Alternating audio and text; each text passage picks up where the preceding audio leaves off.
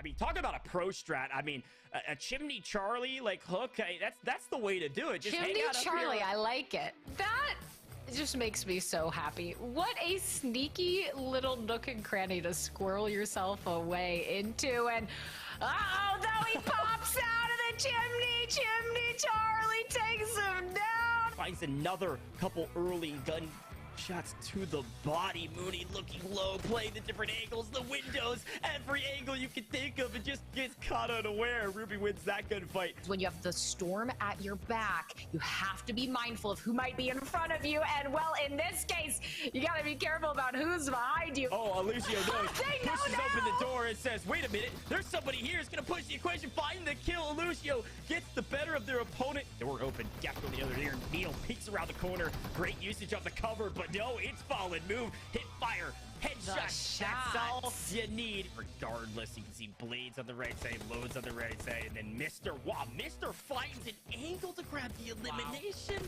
Wow. Unreal. And then the push the equation. Blades finds the gunshots from distance. Saw knocked on the ground. Potentially saw XYZ on the left side as well. Well, I say perfect rotation. I didn't have all the information. Wow. I don't think Elise had all the information. Picked up a couple of those kills. And Anime back on your screen again. My favorite player, my player of choice today. In a bit of trouble. Lost about half health. Peeking through the window. Finds another angle. Is able to get the elimination on Kesman.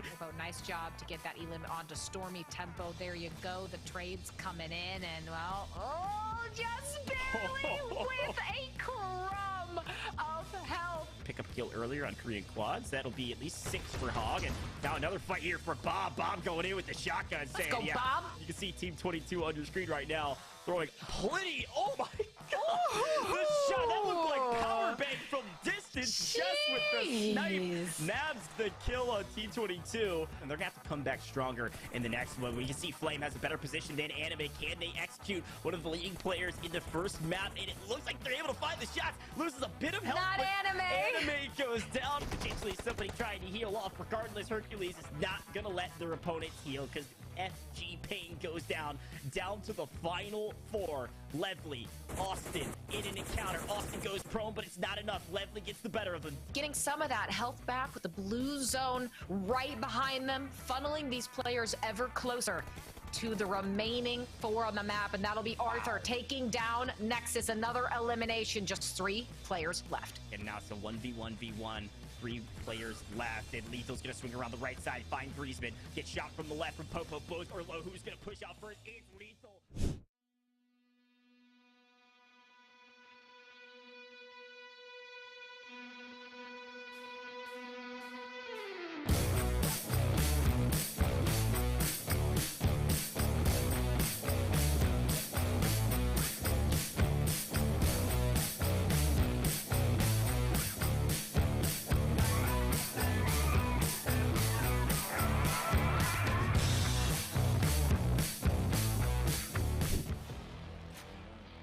PUBG Mobile players and fans. We've been hard at work continuously improving and polishing our game, and at long last, the official Livik map is ready to be played. In the official release version of Livik, we've retained the beta version's fast-paced combat while also revamping the major urban areas. At the same time, we've added a new vehicle and new interactables to the map for everyone to enjoy. New urban areas. In the official version of Livik, we've substantially improved the look of many areas and revamped layouts for a total upgrade. This is all to give everyone a fresh combat experience. Mid-Steam.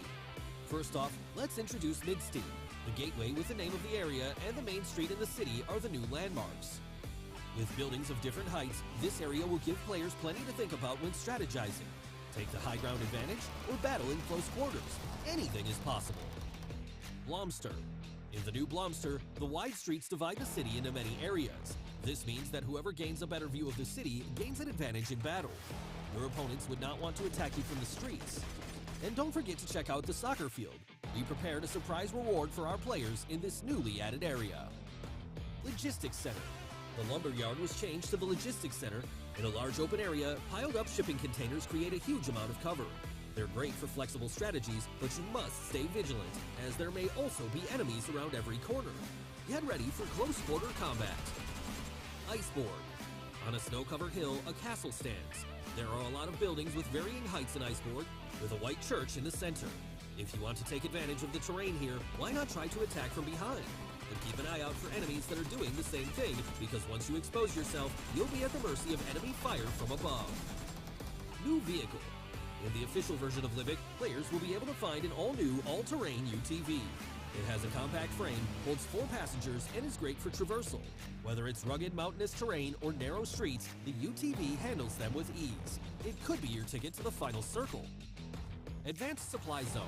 Want to stockpile combat supplies as soon as the match starts? No worries. In the official version of Livik, an advanced supply zone will spawn randomly on the map. There are more resources than usual in this zone, but that also means more competition. If you're confident in your shooting skills, then give this place a try. Good luck! New interactive gameplay. In the official version of Livik, we added lots of interactables. They help make the official map more interesting, give more resources to players, and expand their options during a match. Wild berries. When you're out in rural areas of Livik, look around carefully, and you might just find some wild berries. Eat them to help you with survival, so that you can stay fresh for battles just around the corner. Soccer Challenge. There's a new soccer field in Blomster, but that's no ordinary field. Try to score a goal and see what happens. Excellent rewards await you. Storehouse. Breaking news. A batch of weapons has been delivered to Livik, and they're hidden in the aqueduct. Destroy the wall with firearms or explosives to hoard the hidden arsenal for yourself. High-flying vehicles. When you find crates in hard-to-reach places, try looking around. This is a challenge for players that live in the fast lane. Find a nearby motorcycle and ramp to reach those crates and get the rewards prepared for daredevils. Zipline. Ziplines will be added to the official version of Livik, giving players a way to move quickly from 2 fixed points. It will help you escape from enemies or the blue zone when in a pinch. Random supplies and treasure maps. In the official version of Livik, equipment and item crates will spawn randomly, giving you more ways to get items. Also pay attention to the treasure maps on the map because they help you locate supply crates nearby, so that you can get to them quickly. In the official version of Livik in Ranked Classic mode, we will bring back the recall event for a limited time. Getting defeated no longer means the end. Every player can be recalled once. When a recall is still available, players will be able to recall teammates for a period of time after they are defeated. We also added new quick chat voices so teammates can communicate better when recalling. As for players that are being recalled, we've also improved their vision when returning to the battleground so that they can better rejoin the battle immediately after landing. Other content. In addition to the changes above, the volcano that has been dormant for years in Livik has become active. Please be cautious when it erupts and stay away from the spewing lava. That's it for the official version of Livik. We hope you like it. If you want to know more, don't forget to follow our official community. We look forward to seeing you in the official version of Livik. Happy gaming!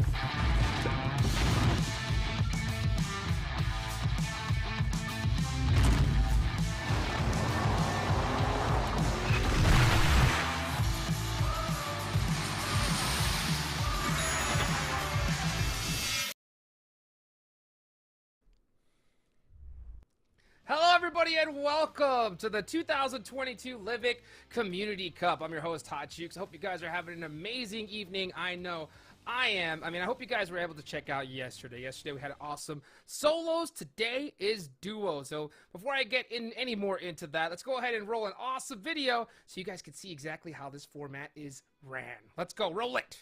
Roll it. So as you can see here, day one, this was 2 days ago, we had the open qualifiers, solos, over 1,000 people got in there, and only 200 were able to go ahead and move on. Now, it was day two, that was yesterday, 208 people competed in a solos match, and it was intense. It was pretty intense overall. We only had about 3 eliminations was needed to move on here today, and yesterday that's where it was all about. It was all about those elims. Now things are going to ramp up big time. A lot of changes coming on over today, because you can see 104 players qualified today for the duos tournament. Now these people have been paired up with one another completely at random, and we're going to see which squads are going to be able to move on to the finals, because the top teams here and one wildcard squad will be moving on to the finals on Monday. That's right. Coming up in here in just a few days, those 2 players are going to be teamed up with some of your favorite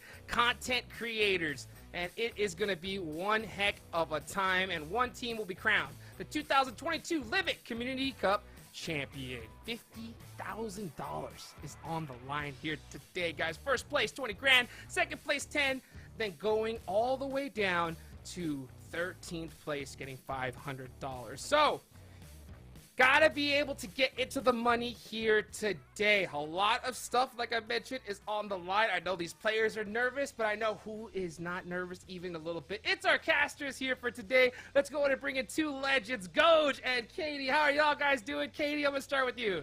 So good. I cannot wait for today. We saw the solos yesterday, and now that they're randomly paired up, I can't wait to see who are going to be the God Squads, who's really going to show out. Ooh, what about you, Goj?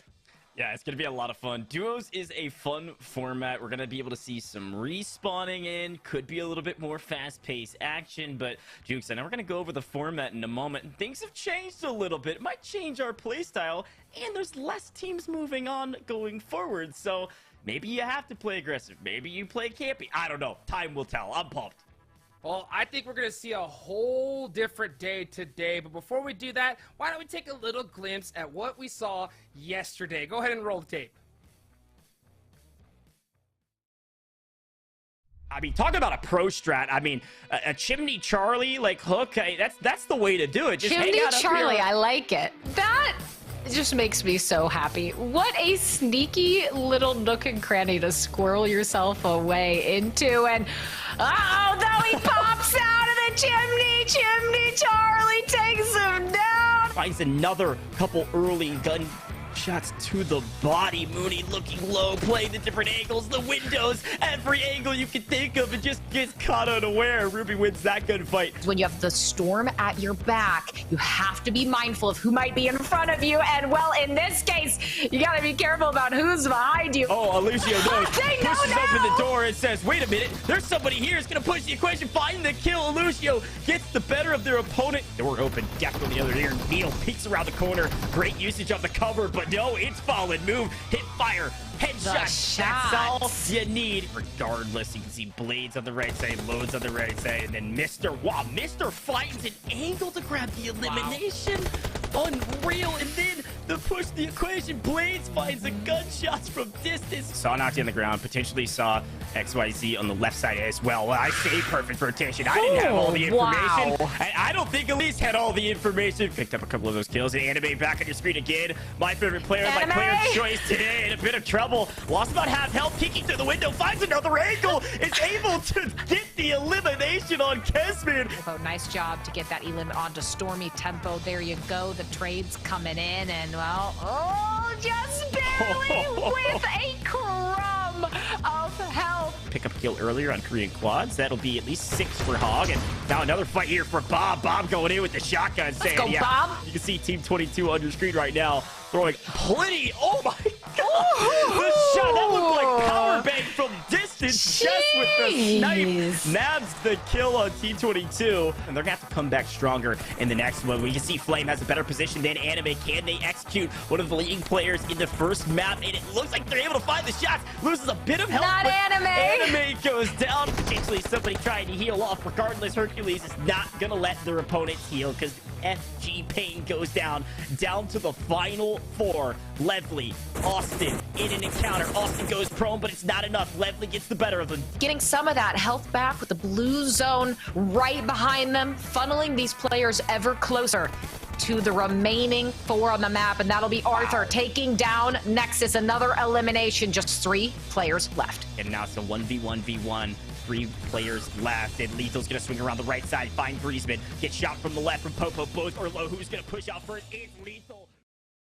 Welcome back, everybody. Whoo, yesterday was hot. As a matter of fact, I was streaming a little earlier today, and some of the players that qualified here today showed up to my stream, said how excited they were. I know you guys are pumped up here. Do you guys have any particular names that you're looking to see pop off here, Katie? I'll start with you. Yeah, actually, Hooks, the player that was that Chimney Charlie, he did actually qualify for today as well. So some of the players in those highlights, a lot of them, presumably also the ones you saw, some of those final circle situations, all going to be here today. But I'm ready for some of those sneaky, innovative little hidey holes that he's got. Ooh, little hidey holes. Well, you know what? Why don't we go ahead and pull up the names so we can see exactly who is playing today. And Goj, you know, why don't you go ahead and look on the list and tell me who you are looking at. Oh, I see Quispy. I saw Quispy. Quispy is all we need to see because Quispy was playing fantastic yesterday, and we had a lot of fun saying their name as well. And look, we were talking about some of the players, some of the teams that we'll be seeing today. It was all random, but the key here, Hot Jukes, is this new format. We'll get to the teams in a little bit. This format is crucial to your success today because, like you said, only the top 6 from each group plus the wild card will move forward. And when there's only 2 points per elim rather than 5 points, it's a whole nother ball game. It's completely changed. Completely changed. Now placement is going to come into play big time. And like we said earlier, it's going to be a lot different now that we're going to see duos, because now, you know, you can actually get knocked as opposed to yesterday. And here with the new Livik, of course, you can see that respawn instantly. That is going to be a huge factor. Where are these players going to land off it? Y'all guys are going to have a whole bunch of fun casting this one today, Katie. Well, yeah, and it makes some of those engagements so much more important, right? Because if you get that first down as you're pushing into a team, you put yourself in that 2v1 style scenario. You know that teammate, if they are fully taken out and eliminated, will be trying to come back. You want to take advantage of those power plays when you can, which, as these players start their drop in, looks like at least some of them right around the middle of the map, some of those teams heading to mid-steam might be doing just that. Yeah, we'll get a chance to chat with Hot Jukes a bit more later. But hey, Katie, as we see these players drop in, we do have 2 different groups today as a reminder, by the way. So we've got Group A, and then we've got Group B. It's still 3 games per group. So as we watch these duos hop in, they only have 3 games to make it count. So those placement points, all too important. Now, only 6 of these duos will be moving forward out of 26 duos that are on the map. So it's not just top half moving on like last time, it's the top 6, which is very difficult to do. So placement points are going to be important, but I can only imagine, Katie, they're going to have to find some kills along the way. And I was looking at the leaderboard as we watch Quispy on your screen right now. Wyos, one of the Wyos groups, were able to make it through. Actually, I think a few of those players were able to make it through, was able to connect with a frag grenade. I mean, the top 4 leaderboard yesterday was Toxic, not Clutch. 73 points. No one really even in contention. Right behind Toxic was Legal. Legal was right behind at 58 points. And then it was a pretty close match all the way down with Nub at 54, Aaron Popo at 53, 52. Like, it was close all the way down besides Toxic, not Clutch. So I hope we get a chance to see Toxic's gameplay today. And then another one of the players we mentioned a ton yesterday was Anime. Changed the name up a little bit. It's Anime Misery today. Anime qualified and is here to show out again. Hey, this was one of my predictions before we even got started yesterday, and they proved me right. And there is our good friend Hog as well. Looks like they decided to duo up today, which is I think that's a great pairing to watch. I'm not gonna lie. Hog was popping off. Yeah, and since some of these duos were randomized, right? Some people are going to, as we saw Arthur, one of the top in his respective group yesterday, is eliminated. Some of these duos, as they're randomized, some will have a stronger position maybe as a duo than others, but it's all about how you play those maps. And Gojo, I wonder, usually what we saw yesterday in the solos was that if you could get about an elimination a map, or even something like 2 eliminations in a map, that was what you needed to qualify to be within the top half of your group. So you have to wonder here for these duos, is it going to put them at a threshold where they need to get, say, maybe even though elims are worth much less here, only worth 2 points, do you still need to get maybe 4 or so eliminations coupled with maybe a 1st to 3rd placement to feel secure? I think so, right? And again, you can pop off in one game. You can do very well in one game and set yourself up for success. At least that's what we saw yesterday. But now when there's only the top 6 moving forward, as we see, it looks like T21 in an early encounter here with Neil. Looks like it could be a potential trade if Wyos is able to stay up, and they're not able to. Super unfortunate timing, and looks like Neil and Quispy both still alive by the skin of their teeth. Very well done to keep their dreams up. And we talked about it right before the broadcast too, about the revive and the ability to come right back into the map if you do go down. The problem is, if both you and your player are knocked and then fully eliminated, you're not going to do any reviving, right? Like, that's all she wrote in this map. So we can already see that our squads or our duos are getting eliminated fairly quickly. Some early action. It's always a good thing to see here in Livik 2.0. Neil just played that so beautifully, that 1v2. We talked about it, right? If you are the team in the power position, if you have that first player who's knocked, you want to flood, eliminate them before they get the chance to regroup. But Neil just using the corner and using kind of that weird sightline with the cameras to force those players into their sightline, and you get some of that pre-fire out, and you're able to secure the 1v2, get both eliminations, and just like that, you have set yourself up for a very, very successful map 1 here in the duos day 3. So I feel like at that point, though, if you already have 2 limbs right off the bat there, Goj, I feel like you're looking at rotations. You're starting to look at where you're guesstimating some of those final circles might go and positioning yourself again for those placement points, because yesterday a first place got you 10 points, but a kill got you 5 points, so it didn't quite matter as much. But here you get 15 points for first place, whereas an elimination only gets you 2 points. Right. Now, that's a great point. And I think something else to really think about is those zones of activity that we always talk about with PUBG Mobile and Battle Royales in general, is when you have that early zone of activity like you're about to see right now. If you can pick up a few eliminations, well, looks like with the prone outplay, wasn't quite able to make the 1v2, able to find one for a moment, but the trades coming in for Team 8, Juice looking pretty strong, and that's something you want to be able to do. If you can play your trades, if you enter into a building together, have staggered slightly off of each other so you're not stacked up, you can send one in. If they do fall, you can swing in with full health and clean up your opponent, especially if you have the player advantage. But no, something that we talk about is these zones of activity. You have the early zone of activity, you have the late game zone of activity. Those are the more hot zones of activity. The one in the middle, the big middle game zone, that's a lot more of the strategy that comes into play of rotating around the map and finding your way to in-game, finding your way to the in circle, and be prepared for that. So you have your advantages, like your high ground, like your cover,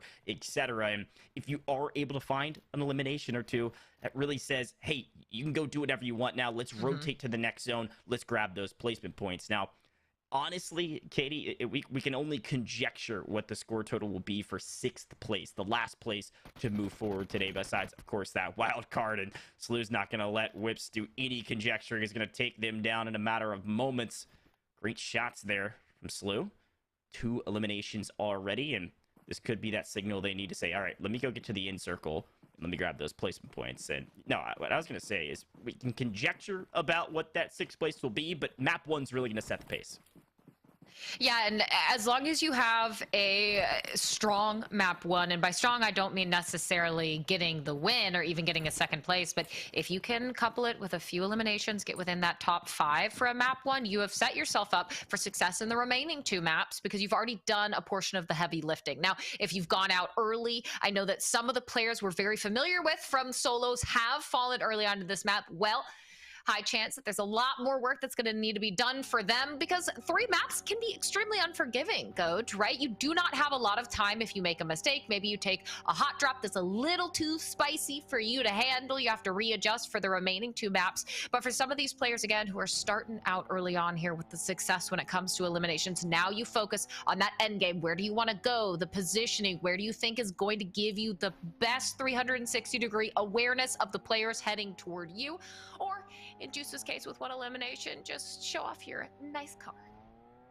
I believe Juice is got their passenger there as well. I thought they were going to make the play to the window from the jump of the supercar. They do lose Exotic in the process, so it's all up to Juice in this 1v2 situation. It's going to be difficult, especially being on the low ground, but if Exotic can at least play, if they are able to use some in-game communication, they could try to play the trades, and it's not going to happen. Spicy, too spicy. Aaron Gull, Affy, team number 3 grab 2 elims without trying, and it's nice, right? When your dinner comes straight to you. I mean, it basically got Ubered straight to the door, quite literally with a supercar, and they were able to execute it on it fairly easily. So that'll feel good to find your 2 elims. The question is, are you going to find more, or are you going to rotate? And take a look, another elimination. Smoking the Beard being taken out off screen. Here's Griezmann, no eliminations for them just yet. Someone we saw have a lot of success yesterday in the solos portion. And all these players here, right? Keep in mind, as the Community Cup began, over 1,000 people have been whittled down to the 104 where we're at right now. So these players, everyone you're going up against here, every gunfight you get into, every elimination you get, very well earned, because these players are going to put up a really big fight. So especially, I think, being able to gauge where you are, the amount of players around you, and those gunfights that you choose to engage with, going to be very important here in the pacing for these players. You have to be aware not only of the team that you're pushing and maybe trying to take out, but are there other teams around you? Will you get third parties? Can you get to safety, and can you get to cover effectively after you get in that fight? So I think the teams that are most aware of that and able to coordinate around each other will find the most success. Looking at this encounter right in front of us, Blades and Elise both performed fantastic yesterday, and they're actually fairly close on the leaderboard as well. This is 26th place with Blades and 29th place with Elise, right next to each other, playing as a duo. That's team number 4. That's a team I'm going to be watching here in Group A. And then you've got, Al. Al was definitely popping off, I believe, in map number 1, if I'm remembering correctly, from Group A yesterday. And Lycan Moon was, I think, 7th place. Yeah, looking at our leaderboard, 7th place yesterday with a total of 50 points at the end of the day. So both of those 2 teams are, looks like they're going to actually just back out of this encounter since they are inside the blue zone and not risk it. I don't mind this rotation at all. And we're talking about how damaging the blue can be in the official Livik. It certainly will start hurting later into the map, and it took plenty of life yesterday. If the blue zone could, move on to the finale, it certainly would have qualified. Blue zone would have been top of the leaderboard in every single group for sure. And interestingly, I'm looking at Elise here, is that Elise, who's playing with Blades, they were actually about 26th and 29th overall in the combined leaderboards from yesterday. So as a duo, considering they're randomized, they are very evenly put together in terms of the scores they were able to get as solos. So some of them, I think maybe duos like that a little scarier, but like in Faith, there we can see another elimination coming through onto poor Curiosity. But the question as well, Coach, I have for you, how many shotguns do you think we're gonna see in duos? We saw so many shotguns in solos, and they were devastatingly punishing to anyone on the wrong side of one. But today, if you have a duo, does that change up the gun meta that you're trying to use? That's a great point. The M10 was the strongest weapon yesterday by and large. It had the most elimination under its belt, and so we were able to see, by the way, now that we're playing duos, it was that recall tower where you can get your teammate back, and pretty simple to be able to do so. They come flying back in on a plane, drop out of the sky near you, and you can see KFC is going to pick up Curiosity, see if they can potentially rotate into the next zone, because again, once you get to about the 4th, 5th circle, you don't really want to hang out in the blue too often. And there's Mr. We saw Mr. in the highlight reel up with the LMG on the rock, looking over at their opponents. See Team 24 down the way, and great shots from distance for the LMG with that aerial cam. We were just able to see it in the bottom right-hand corner. Mr. grabs at least one knock. The question is, can they convert it into an elimination? Swing back over. You can see here's the rest of this fight. Sam down very low on health. He's going to go for the heal. Again, inside the blue. I don't think they're going to get it off, and that's exactly what happened. Mr. was able to do enough damage to find at least one of those eliminations, but the blue is going to steal the other right underneath their nose. That one's going to hurt later, especially if they're down by 2 points or so. Every elimination is 2 points. A lot of vehicles in duos. Look, there were a few vehicles in solos. They certainly give away your position and show some of the other teams where you're rotating to, but if you and your duo both grab your own vehicle, you know, it's a little bit of a taller task to take you out, even especially when you're driving. Even when you do hop out, you can kind of use those for cover. So I don't mind this play from a lot of our teams rotating with the vehicles. The question is, can they get to a great spot that isn't already taken? Some of these squads are certainly playing for placement points, Katie. A few smokes out for Gunner and Curiosity, and for good reason. Hercules just a few paces in front of them, and well, it doesn't matter. Hercules won't strike first. That is Zombie taking out Curiosity as they will fall. Eliminations going back and forth. Elise taken out as well. Wyos, a few eliminations coming through.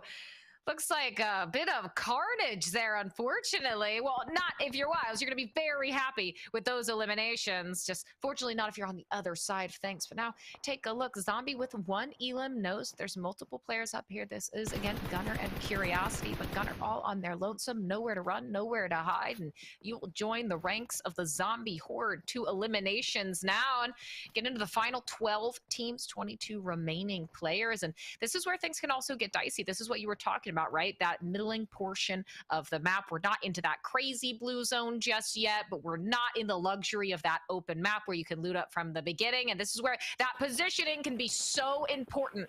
As Moon waiting and prone inside the building. Lethal, they make the double entry. They don't expect them on the ground. The sneaky play. Well, they get one. They get 2 eliminations. And you got to be careful. Sometimes there's spooky ghosts in the mist.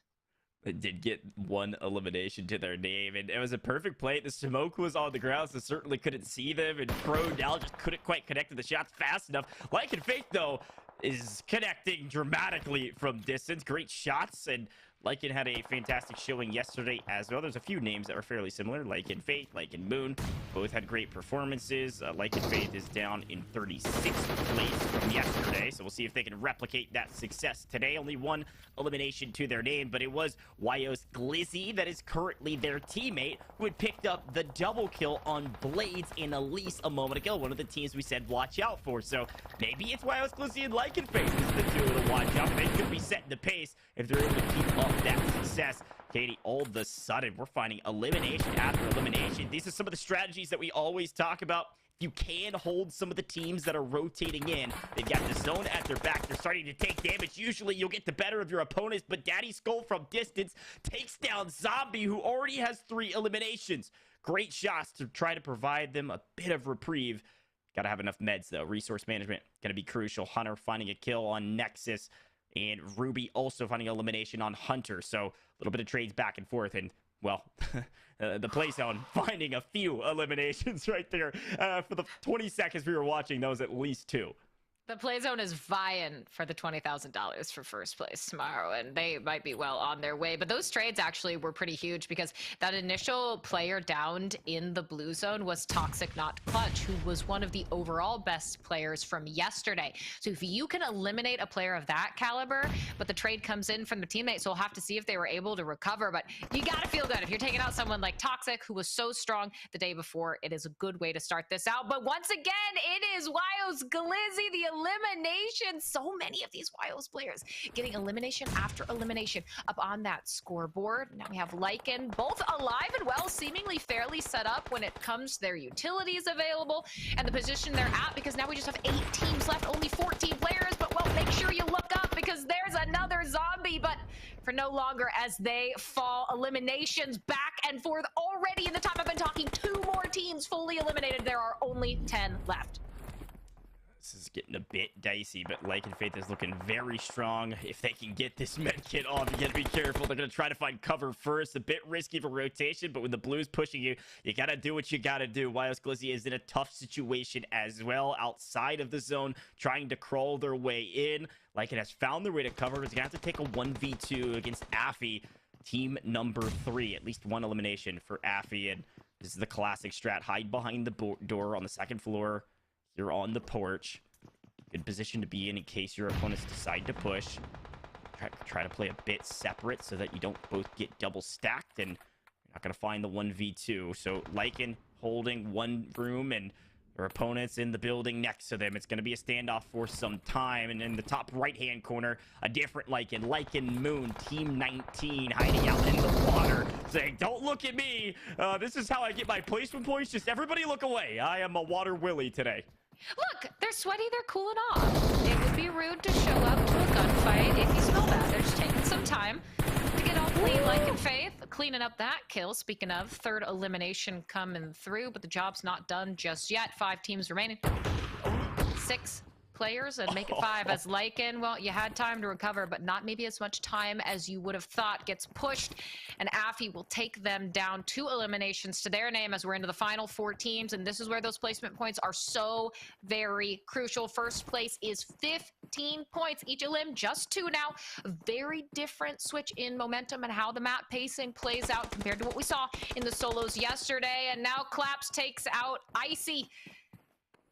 We'll see if that converts into a full elimination, but now with just trees, some smokes, and hope, things are about to get a little bit messy, I think, Coach.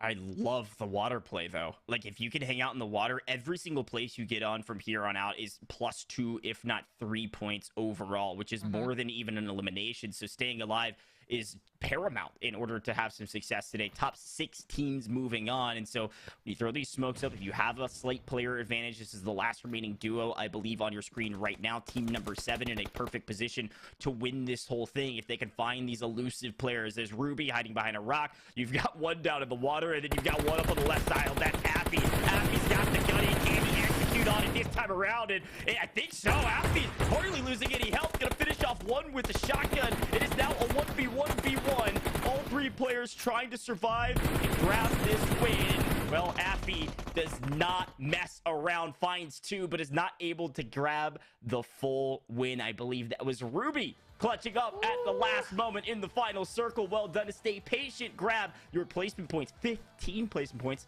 and an elimination to finish it off at the end. Well done, Ruby. Well done, Ruby, indeed. Ruby is one of those names that stuck out to us yesterday. Very familiar with the plays they were able to make. But now that map 1 is all wrapped up, Jukes, I need it right now. What did you like? What did you see? It was a great ending. Ruby! Dude, Ruby coming up right there. That was beautiful timing right there. Affy was going off, without a doubt. Going off, getting some great plays, busting out that shotty towards the end. But the patience, like you just said, Goj, it was just perfect. Just perfect. Just waiting in the grass, just saying, okay, you know what, I'll take first place. I'll take it, you know.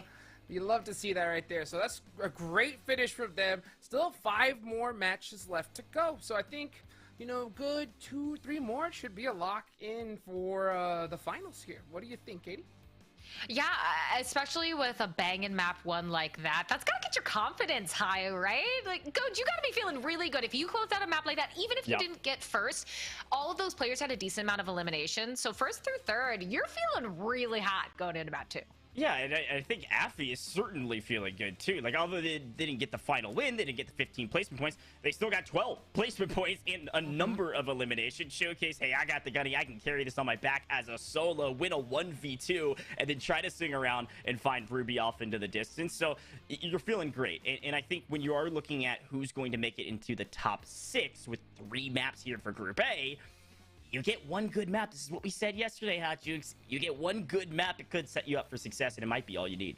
100%. 100%. Top 6 is where we're going for in each group, because there are going to be 12 teams. And at the same time, even if you don't make top 6, you still want to go and like have some crazy plays, right? Because there is going to be one wild card team invited into the finals. So I want to go ahead and make sure, you know, towards the end of the day, we get some predictions on who that's going to be, because that's going to be money for sure. But man, a great start to that one. And like you mentioned, with 3 games being played by each group, it could be set here for top 6. What I think, Katie.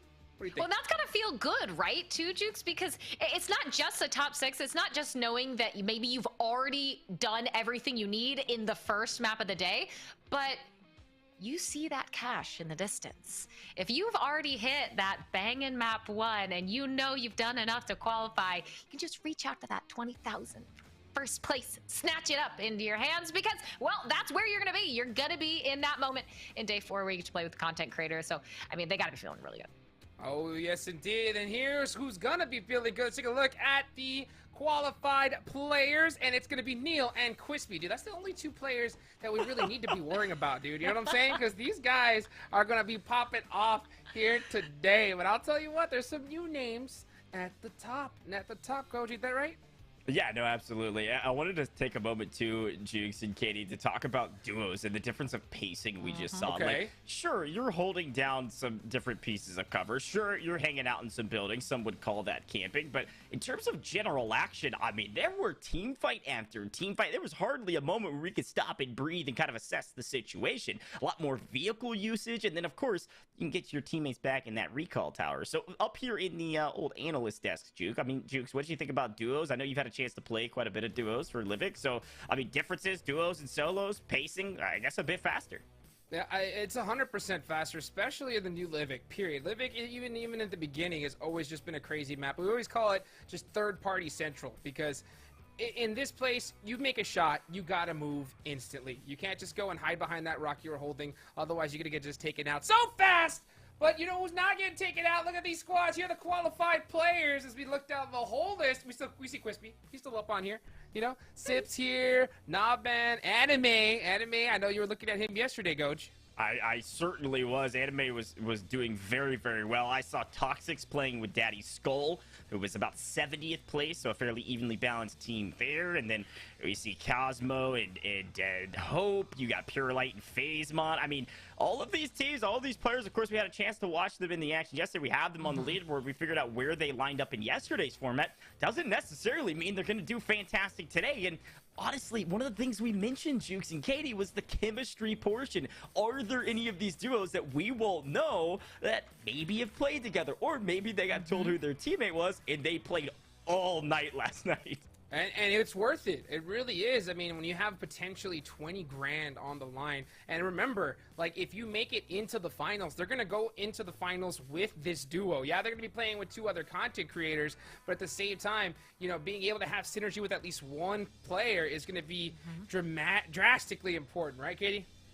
Oh, absolutely. And you would hope maybe some of them were able to play with each other, get a little bit of a rhythm going, but it also depends on your play style too, right? If you get lucky enough to get paced with someone who maybe is as aggressive as you are, or is on the same page in their temperament and how they play the game, that kind of early on synergy where you don't have to so much worry about what your teammate is doing because you know that they're already on the same page can really, really go a long way.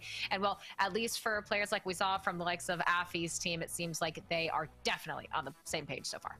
And they're going to be feeling themselves big time. I mean, honestly, getting a good placement on the first game is just huge because there's something that we haven't even really talked about. I guarantee you, this is a tight-knit community, super close, right? A lot of these players are going to know each other. And if you have a great game one and you know there's a couple players in your group that just happened to not pop off, heck, you may even want to try to hunt them down a little bit, you know, and take them out. What do you think about that, Coach? Yeah, no, I mean, we've seen it before. We saw it in the 4th anniversary of it as well, where some of these players, they know each other. The community, it's large, but it's also tight-knit. So you have a good map, you're feeling comfortable, maybe drop where you think your homies dropping and go take them out to make sure they don't move forward. I don't know. We're going to see some interesting strats, I'm sure, as we go into map number 2. Of course, map number 3 is going to get all too dicey because there's going to be a couple teams jockeying for that 6th place spot. And I want to rehash what you said, Jukes, about the prize pool. I mean, there's $50,000 up for grabs, like we mentioned multiple times. A lot of money to be had. If you get last place tomorrow, you get $500 between your teams. So you just gotta get there, right? You're gonna make some money. If you're a community member, you're trying to prove something, you're trying to say, hey, I can compete with the best, I want to play with some of these creators, just get to tomorrow and you're there. And then it's just a fun day in the finals tomorrow. 100%, 100%. That's the goal for all these guys. And speaking of strats, the main strat, I think, is going to be just the M10 strat.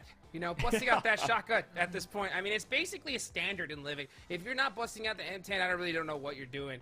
Katie, right? Any other particular weapon you want to see these players start using?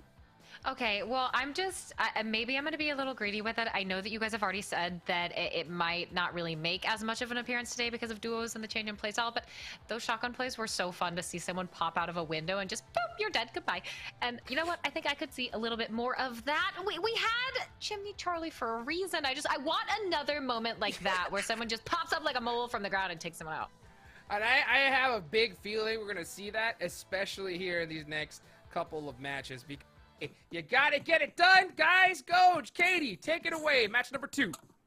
Looks like they've all hopped out of the plane, separated across the map fairly evenly, as per usual. Midstein looking maybe a bit quieter, actually, than usual. Midstein yesterday was easily the hottest of the drops, and well, the new reskinned and rebuilt Midstein, it looks fantastic. You've also got places like the shipyard where you can clamber all over these boxes and make sure you grab all the different pieces of loot. And we were talking about weapons. I mean, of course, we were going to continue to talk about the M10. It'll be the main point of conversation when it comes to the weapons of choice. I know my weapon of choice for the AR category is the M4. Just tried and true, Mr. Consistent, been using it for years, right? And then there occasionally pops out a Car 98 or one of the other snipers from distance. We saw Jess with a fantastic snipe yesterday that I know chat was getting wild for. So, you know, we can see a bit more of that. And Katie, I want to mention something that you had talked about in our kind of rehash of the last map, was kind of playing the trades, playing as a team, like with your team. What does it look like to play different strategies? Like maybe you have somebody like, you know,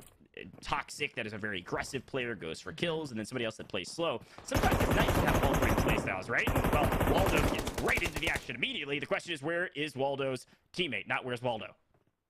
Well, I don't think you want to run into Waldo right now. Seems fairly vicious, but, well, that might be exactly what you want if you know Waldo has not had time to regain after that elimination. A back and forth shots flying in this house, and, well, Waldo looks like he said, you know what? Come at me. You might have found me, but you're not making it out alive. Where is Waldo? Not anywhere near me. I'm running in the opposite direction. Thank you very much. Now Limbs on the other side. That is Wyos is downed. Kermit, we saw a lot of them yesterday. That is the teammate trying to get Kermit up onto their feet. But again, some of these early eliminations, back to your point, if you have a teammate that does have a differing playstyle from you, maybe someone who's a bit more passive and can take on that support role, can be extremely beneficial, because you might be able to go in, get some of those trades. They can come in and play cleanup and get you back up on your feet. So I agree. I think as long as you're in sync with one another and at least aware of the playstyles you want, it's going to work very well. And especially when you get a collapse and a pinch like that. That was beautiful. There's no way in that situation that player was going to be able to make that 1v2 work. A nice 2 eliminations on the board. Yeah, Team 21, perfect collapse. They knew where their opponent was, down in the center of the building. They were able to collapse on either side, and there's just literally no chance you can survive in those moments. And I know, I definitely know, by the way, the name was Walood, but the Where's Waldo comment was just too good to we gotta run with it. In a moment, you gotta understand, as casters, we're just gonna go. If it's a Where's Waldo, we're going with it. No, it's just too good to not pass up there. But Ruby, the winner of last map, back at it again. 0 eliminations this time around, but Shipyard's looking a little bit hot. I'd be curious to know where that plane line was that caused the Shipyard to have at least 3 teams, I believe, at the very least. You got Anime and Hog on the right. You've got Team 6, Ruby, the winners of last map, on the left. And these are always the question marks. When do you decide to push the equation? When do you decide to push the fight to your opponent and be the aggressor? And then when do you decide, hey, maybe this one's not worth it? Let's back off. Let's rotate. We don't want to go down too early. And something else, we could see some of the strategies coming in from these duos. You could send one player as the aggressor. If they go down and they don't grab a knock and they don't weaken their opponents enough to make the calls, hey, push in after me, you back up, let them get fully eliminated, and then you go to the new recall towers and hit them back, rather than both full sending and potentially losing your lives and having a chance of getting 0 total points in this map. So some different strategies to think about, but I can only conjecture. We'll see what the players are able to do and able to execute on. Going to continue to loot up. We saw how important as well resource management, but just general looting is in this game. If you don't find a decent helmet, a couple headshots, maybe just one will take you down all the way to the ground and turn you into potential snowman. So make sure you loot up before you sometimes take these early fights. And this is a team that does need to be mindful of making map 2 count. I know that Anime and Hog maybe didn't have the most necessarily successful map 1. So this is where you need to be able to collect on some of those kills and make something happen. At least get some type of elimination scenario coupled with, even if it's not the best placement, something on the board in map 2, because you have so few moments to make it count. Now Anime just creeping around the corner, and well, you might have the pre-aim, you might have the ADS, but it doesn't mean you got the gunny to hit the shots. Anime taken down, and now it is on Hog to try and get Anime up onto their feet, but you have to be so mindful of these two players trying to push you while they know you have a man down. Nexus, though, tagged up, will have to be careful as their teammate pushes forward in Ruby. This is, again, the team that won map 1. Ruby with the high ground, looking for Hog, finds him, takes him out. Nexus by the water, 2 eliminations come in, bada bing, bada boom. The team that won is looking to make it back-to-back. I gotta say, they're looking very strong. We're gonna take a look at where they actually fell on the leaderboard. So let's check it out really quickly, and we'll hop right back into the action. At the very top, Affy with the most eliminations actually crept all the way to the top of the leaderboard. 28 total points. Ruby in second, 21. 20 for Icy's team. Leg and Faith with Wyo was Glizzy at 18, and all the way down. Look, 5th and 6th, both tied with 10 total points. So it's looking like, I mean, when you start doing the math, if that's going to be our average going forward, Katie, that's 5 eliminations per map with 0 placement points, or you start adding in those placement points and you can start ticking away at some of the elims. So actually a bit more of a fast-paced play style that you're going to need to have in order to qualify for tomorrow. And I wanted to talk about that push from Ruby as well, because that was a showcase of how well those two players are able to communicate. Perfectly executed. Nexus was able to slow the pace down and not force a fight too early after they got 1 elimination. Let Ruby run down the hill and then grab it. We'll see if Synthetic team number 7 can execute at the same level, especially when you're fighting against somebody as dynamic as Zombie. Yeah, they really just played that so phenomenally, and well-deserved eliminations and team wipe from it. 23 teams left, still early on here in map 2. A lot of eliminations to be had, a lot of placements to go around for the teams that are able to secure it.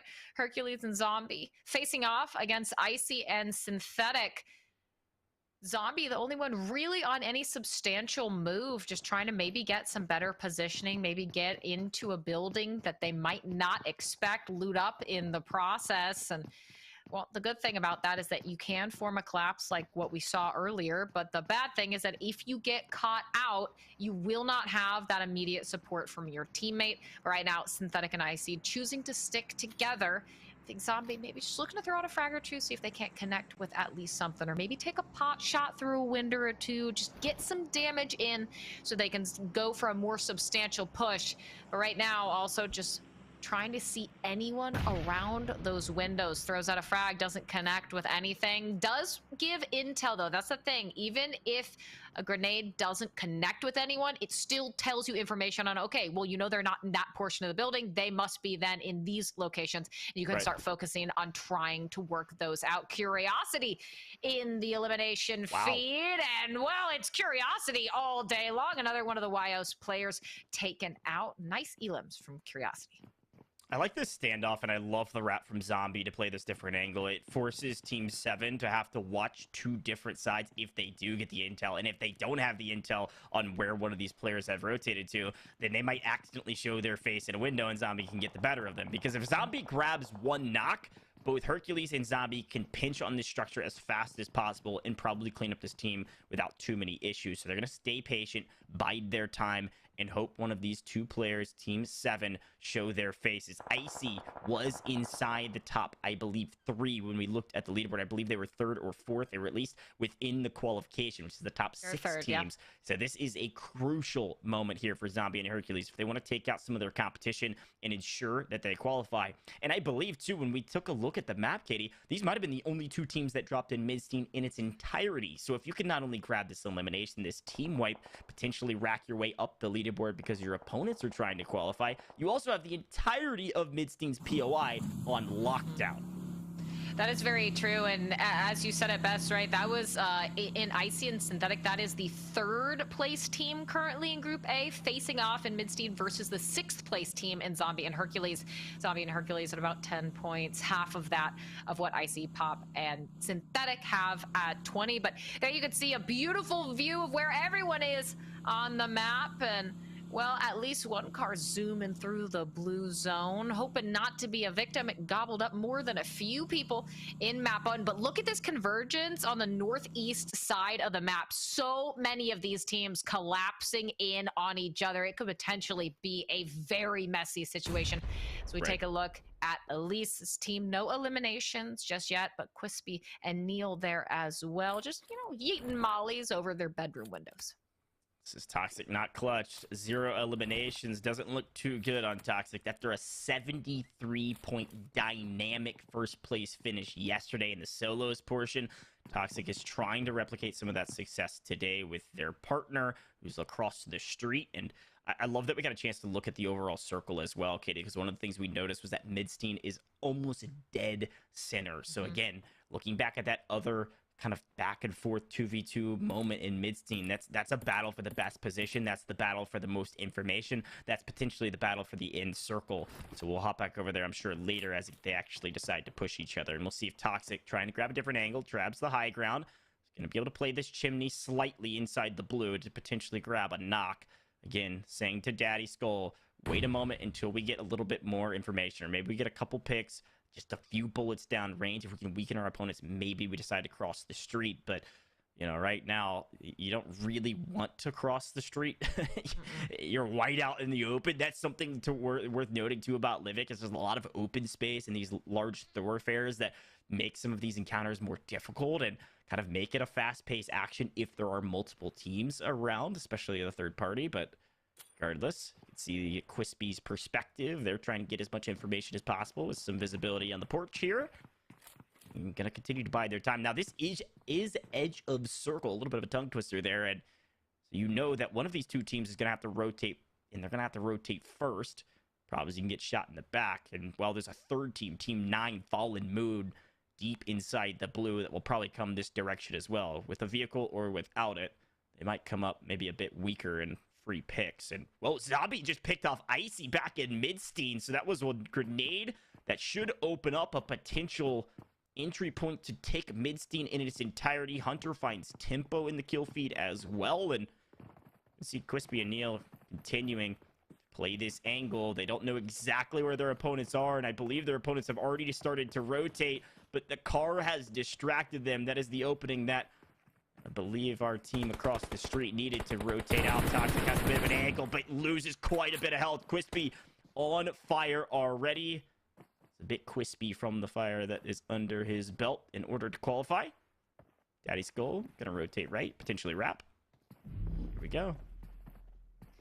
And this is something that's so important, especially in the earlier stages of a map, right? Is that usually in those very, very late stages when that blue is doing far more damage, you can assume no one's going to be behind me because you will be taken out, as Toxic is able to get an elimination there, at least a down. I think TDG gonna try and get this pickup. Toxic and Skull right in front of them, so this is gonna be a low health battle across the board.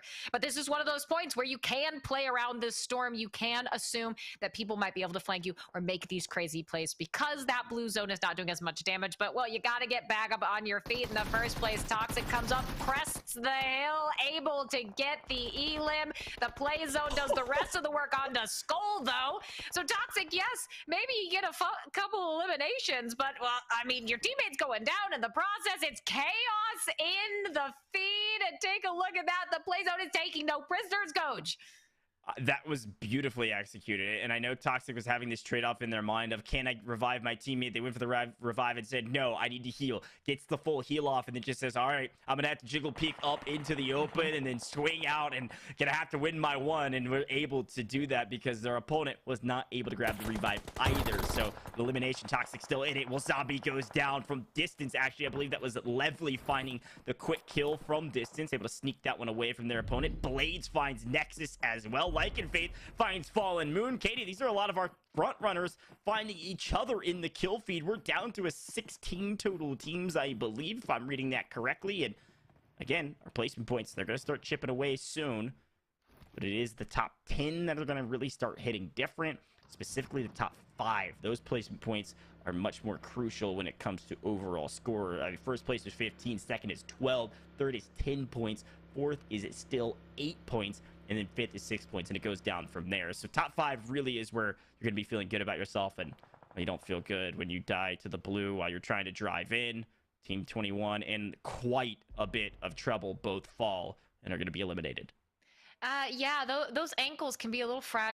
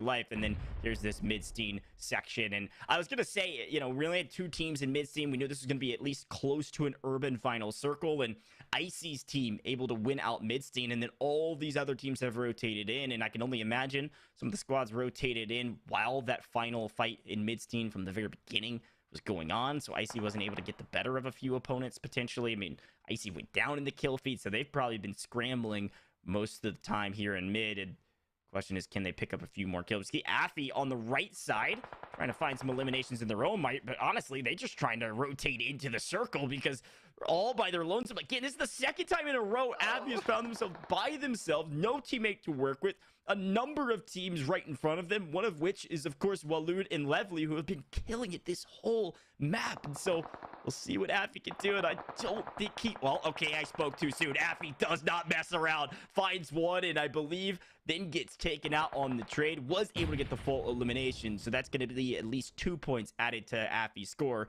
who is at the very top of our leaderboard. These urban circles, Katie, are chaotic, and a lot of teams can survive all the way down to that final 8th circle. Now, Affy's team, you were hoping, Affy was on their own at that point. They were hoping that some of these teams in mid-scene were going to start fighting each other, so maybe they could sneak up to that wall, get somewhere safe, and start getting those placement points. Now, they were able to get 8th. Unfortunately, one shy of getting the 2 points for 7th, but hey, you'll take what you can get, especially after an incredible game like you had in map 1. But now if you're Wisp, down here in the elimination feed, Dream with 2 eliminations, but Simp looking for their first. And well, we said, will the shotgun make an appearance? It finally does. Chaos as Synthetic gets an Elim. Simp traded out for teams remaining 7 players here. As Dream with that shotgun, so very brutal a few of these duos and Arthur all on their lonesome. Saw Waloed and Levely get taken out in that encounter, and something that's difficult about mid-scene, so many different angles you can get shot from, and well, you're fighting one team and then you get shot from probably 50 meters away or so from the rooftop or a window of another building inside of mid, and so you've got to be careful. You've got to watch your angles, and you got to check your corners. Always be thinking ahead of your opponents. Down to the final 3 teams. All 3 teams have their full duo alive, which you don't see too often, so no player advantages, and no real height advantages necessarily either. I would say Wyos potentially, or Wisp, that is, maybe. You know, it's Wyso. You know, we're trying here. Team 12 has a great position on top of the rooftop because they have the most visibility. Also, they can be seen the most depending on the angles. Now, you got to be careful. If you start shooting at your yellow team on the right, the green team on the left could take you out, or maybe the blue zone will, and it is Wyos, Wisp, Wispy, Wisso, I don't know what your name was, but Team 12 grabbing the elimination at the end and grabbing the win in map number 2. That's a total of 15 points going to go their direction. Well done, well executed, and I gotta say, strategy's looking good. If you can find the high ground at the end, you'll usually come out on top.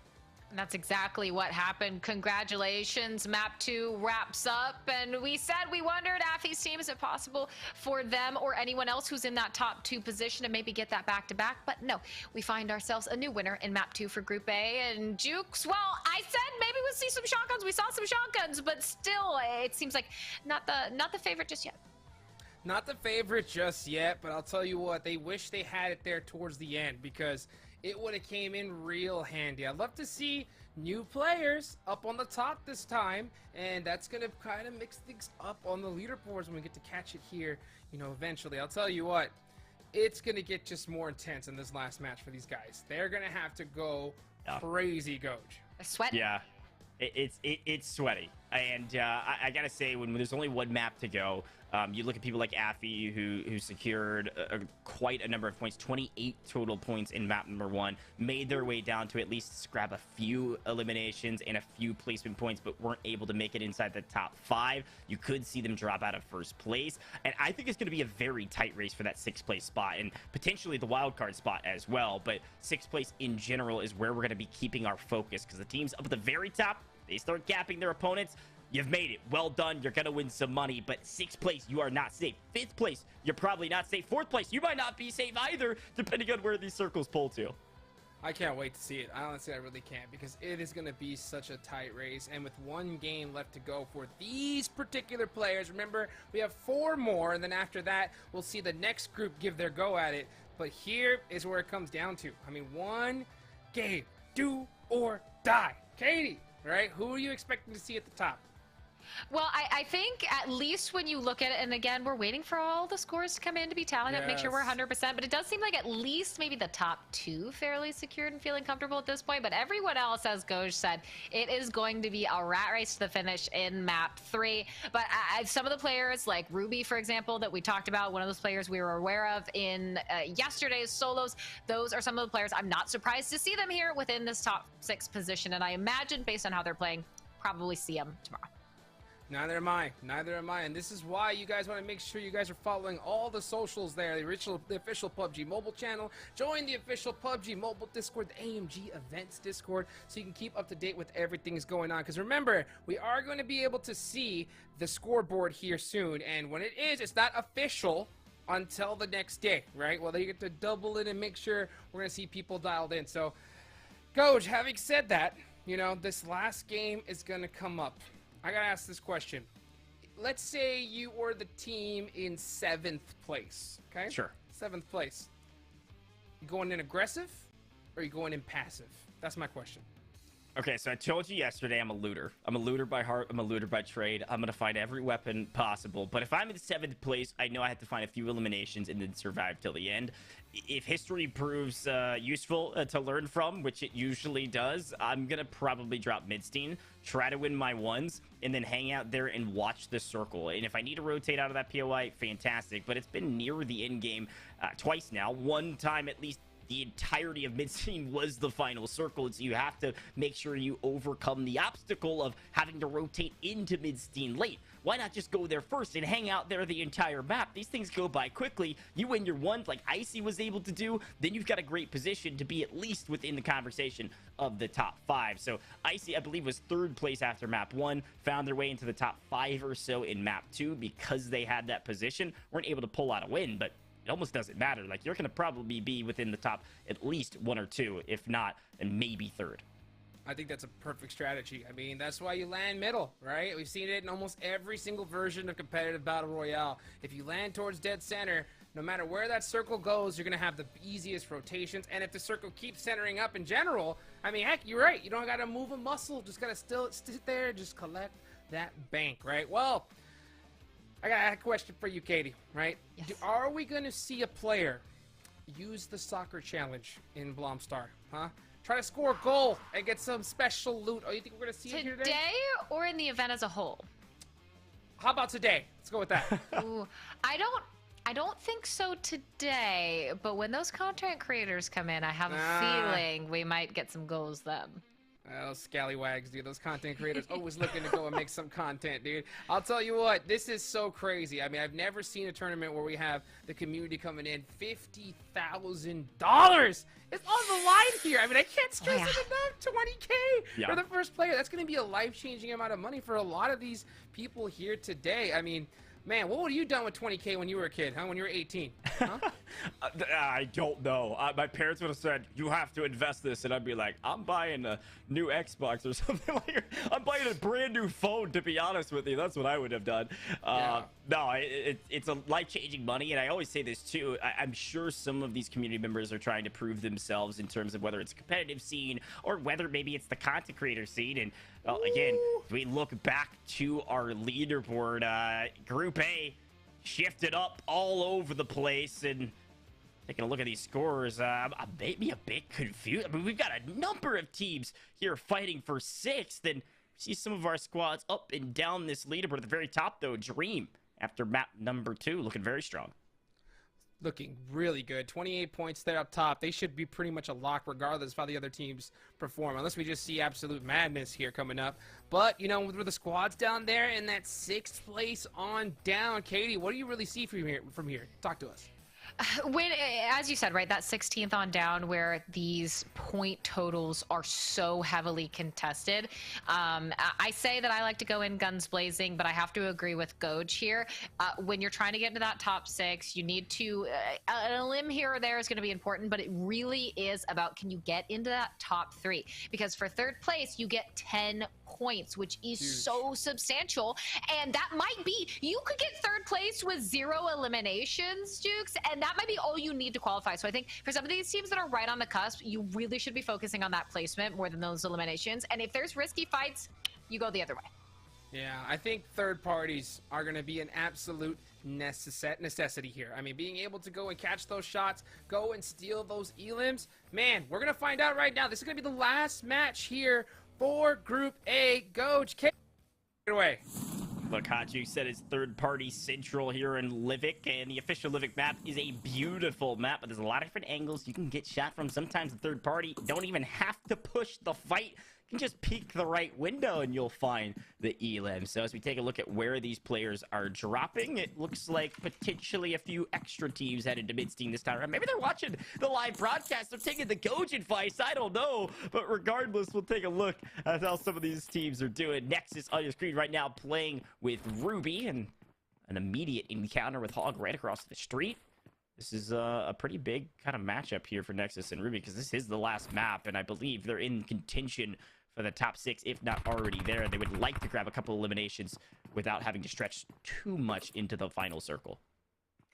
Yeah, and again, if you're one of those teams that's on that cusp, there's just so many teams in roughly that 4th, honestly even like 3rd on down positioning that are so close that I do agree with you that as Like and Faith is downed by tempo early on, sometimes these early engagements aren't necessarily worth it, as toxic, unfortunately for them, Not clutch this time around, will be crawling away as the remainder of that team collapses on them. Just trying to figure out exactly where they are. Like, hey, oh, we found you. We found you. There you are. That's Renzo with that elimination nexus here as well, trying to find this player. Little ring around the rosy, some pot shots coming in. That pre-fire always so useful, especially with the strafing. But, well, if you get caught loading, that is tough. The reload, if they had waited just a little bit more, maybe been more cautious with some of that pre-firing, they don't get caught unaware. That is a tough way to go out.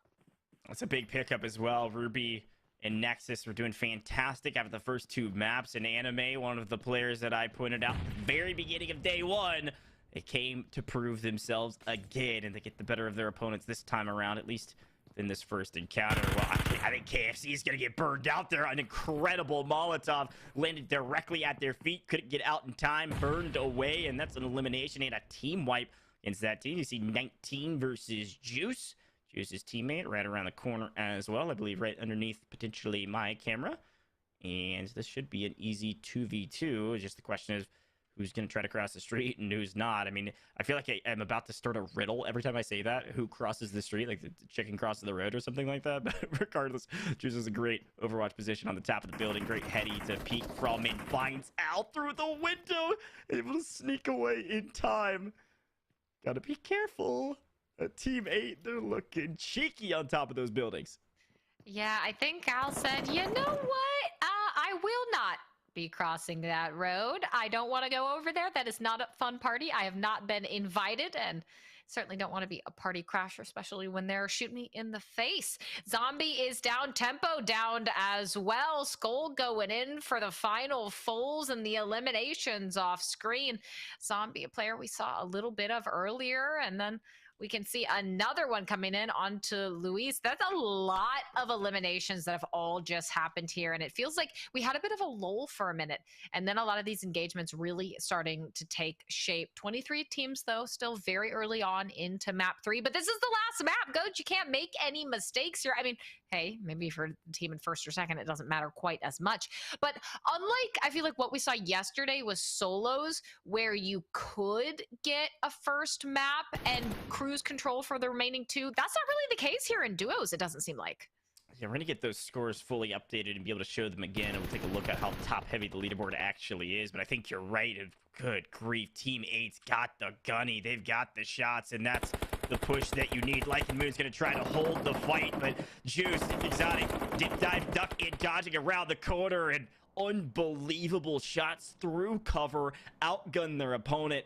I'm taking a look at Juice. If I'm people like Bella Fox, who I saw in the chat, who's a creator for tomorrow, I want Juice on my team. My goodness, that was impressive. Able to outgun their opponent when you're out in the open and they have a window of cover.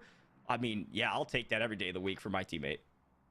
Well, yeah, and especially if you're one of those players who maybe isn't into one of those strong positions in terms of top 6 contention, it is those risky plays that you have to be willing to take, right? Because you haven't been able to get it done in those first 2 maps. But now as we're down 2 more teams fully eliminated, 21 remaining here.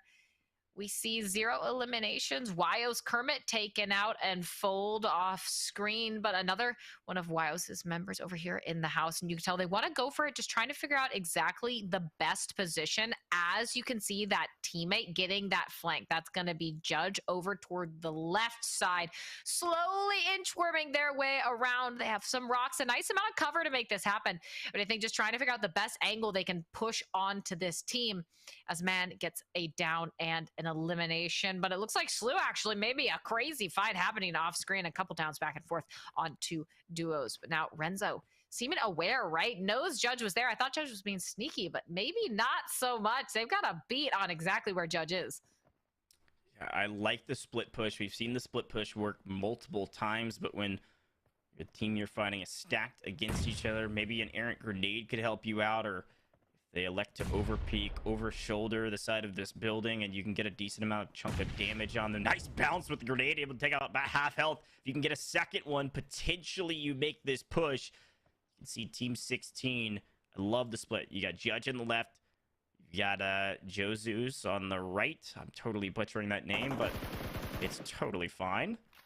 just has great cover to work with, where you have this kind of vertical position where you don't even have like a full rock that you're hiding behind. You're just using the verticality to your advantage. It makes peeking a lot easier as well. You could potentially even go prone to reduce that recoil and find the elim. But this is a standoff, and it'll probably be this way until you see at least one knock, and that'll be the signal flare to push forward.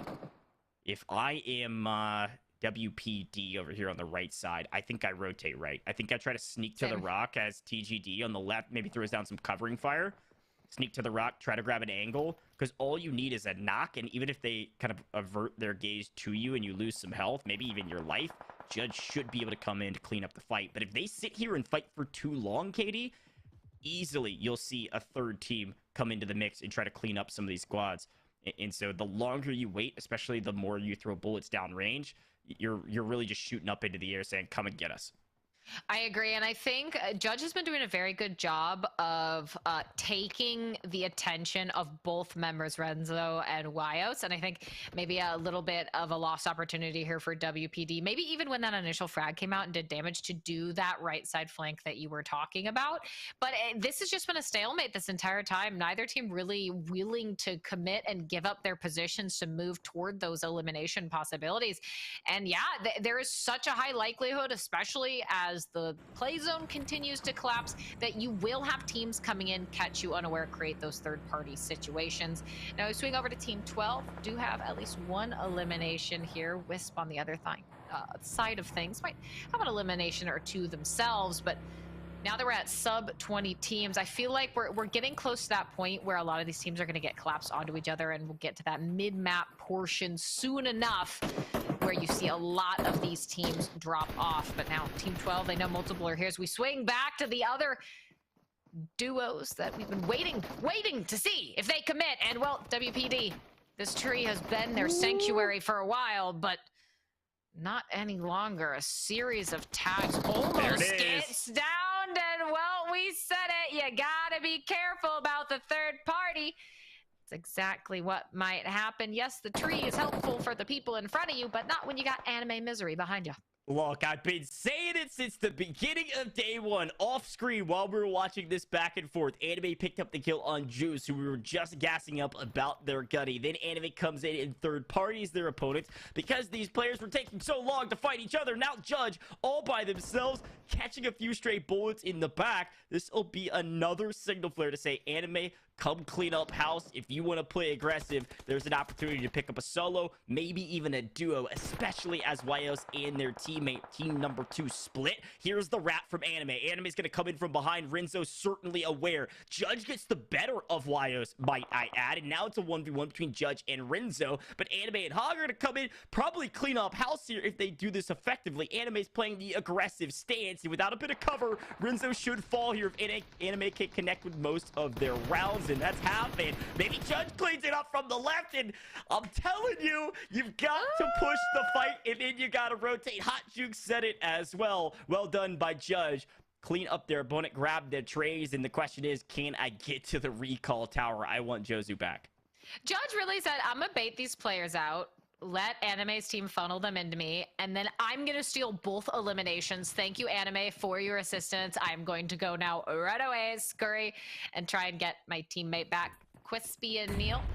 2 eliminations for Neil here, actually very solid considering the point we're at, but under siege by Simp's team, who do have the low ground, and we know that sometimes, not always, but most of the time it is going to be detrimental to you.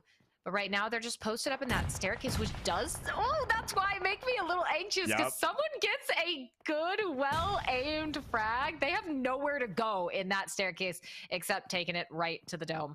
Now, Neil, looking like they so very desperately want to just scooch onto that roof, see what information they can find. And, well, not a lot just yet, as Simp's team looking to push in. They get those eliminations. And there you see that shotgun as well. The staircase, a fine place to hide, but really nowhere to run after that. So you send in those frags, you push in through the bottom, especially something like a shotgun. They just have anywhere to go.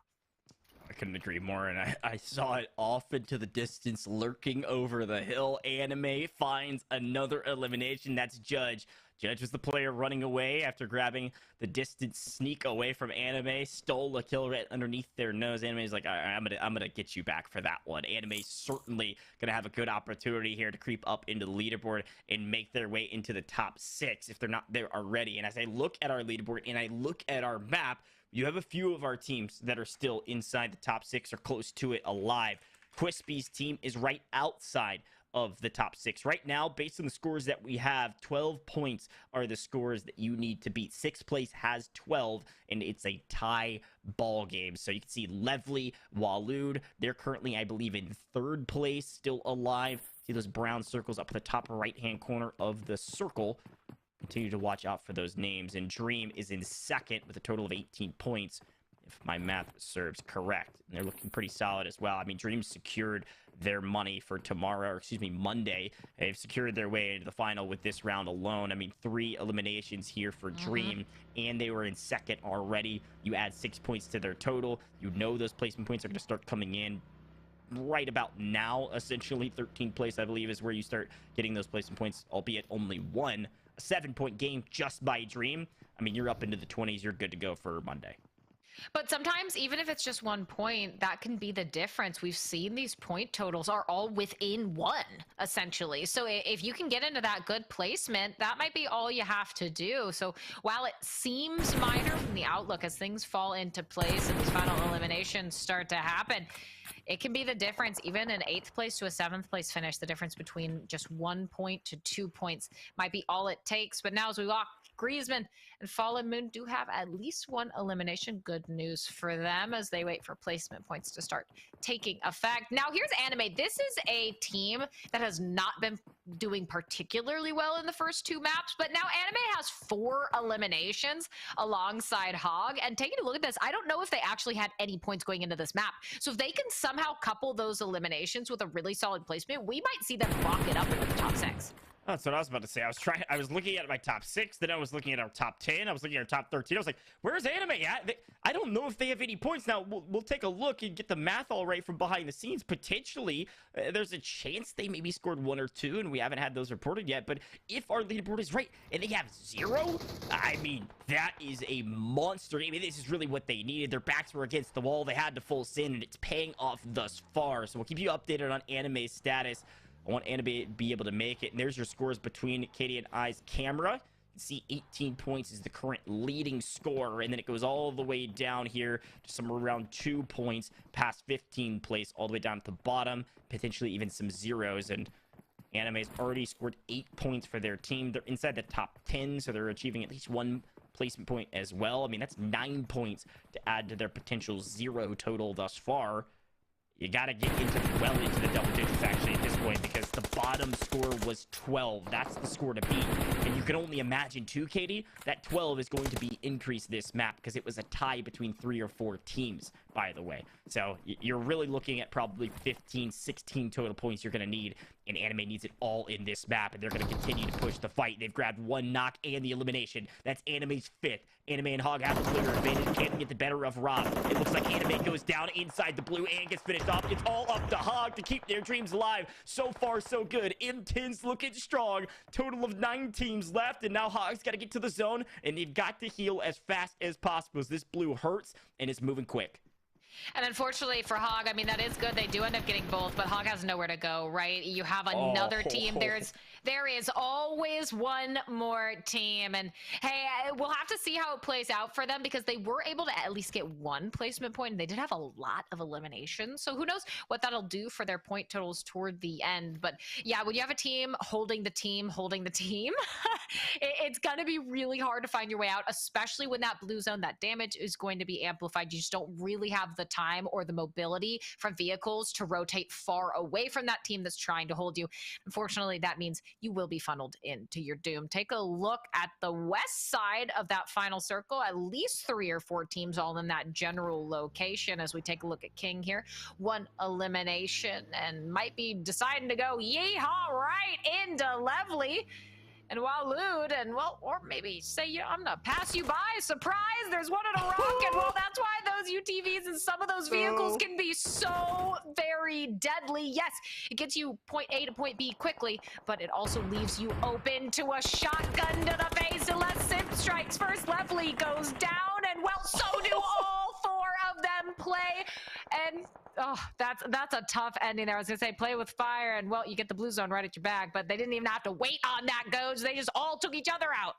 There were so many names coming through the kill feed in a matter of 10 seconds. I think they traded with each other. Potentially, Affy might have stolen one from distance to clean up the overall team fight. But see, Affy, who is near the top of our leaderboard after map 1, trying to replicate that success again. That's smoking the beard off into the distance that Affy's able to clean up. Affy is not messing around, has 3 eliminations, and I believe this time has their teammates, so looking a lot better than the last few maps. Affy with a little bit of backup this time could mean the difference between getting second or getting first in map number 3, and potentially the difference between qualifying or not. And as I'm looking at our scores at live updates, Hog and Anime in this map alone, I believe, dropped 14 total points, and I don't know if that will be enough. A monster map. But after 2 0-point maps, if that's actually the case, it could mean that they might get 7th. They could potentially grab that wildcard position. Who knows? Only time will tell. But Griezmann, one of the teams that was also in the running for the money, for the qualification for the money, I suppose. I guess it is for the money, right? Because if you get last on Monday, you're still walking away with $500. So it's for the money regardless. But Griezmann, pretty strong today thus far, also with their teammates still alive and potentially pinching their opponent from behind. Grease should get a call out soon. Well, maybe if they don't see their opponent up in the top of that building in the blue, they're just going to collapse on each other and potentially take this fight to Team 11 across the street.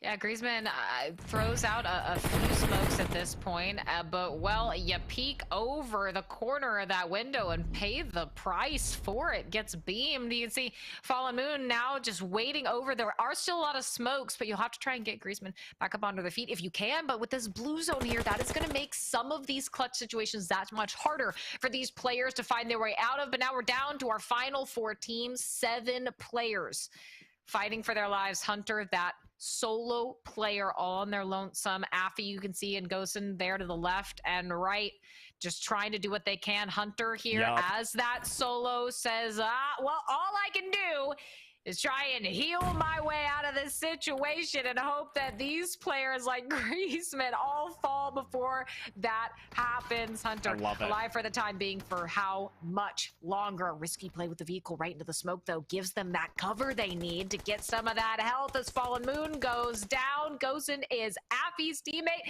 and that'll be a trade. Affy down as well. 3 teams, 5 players left. Well, it's working for Hunter because I believe they've made it into the top 3. So your placement points are being added upon themselves over and over again. Now Hunter has to make the move. They said, wait a minute, let's see how long I can survive. I ran out of meds. I'm rotating into the gas. Can't get there fast enough. Hunter goes down. It's 2v1. Now we've got Team 11 versus Gosen all by himself. Gosen finds one, has little to no health. All he has to do is connect on one. And Dream, I believe, are your map 3 winners. And potentially, Katie, your Group A winners, because they were in 3rd place going into that map, and 15 points added on to 18 with that win. Hey, that's 33 despite the amount of kills they were able to pick up. So a number of different strategies, a number of different levels of success. Only time will tell who actually moves forward to Monday's finale. Jukes, what a map. That was a spicy one. I love the fact that it was Dream, right, that ended up winning it, because that couldn't have been a more perfect name right there. And it's crazy how everything just came together how we expected it to. I mean, you were talked about, you know, where you should land. If you landed in Midstein, the final zone was literally right next to it. So it was just so beautifully towards that 5th circle. It was just chaos. I almost thought that those 2 teams took out each other there, Katie, at the end. I know, I was like, they're going in for the push, and then suddenly, bam, everyone was gone, and I was like, oh, right then. Those third parties, though, they don't play around, but no, Jukes, I think that might have been my favorite map of the first 3 we just watched.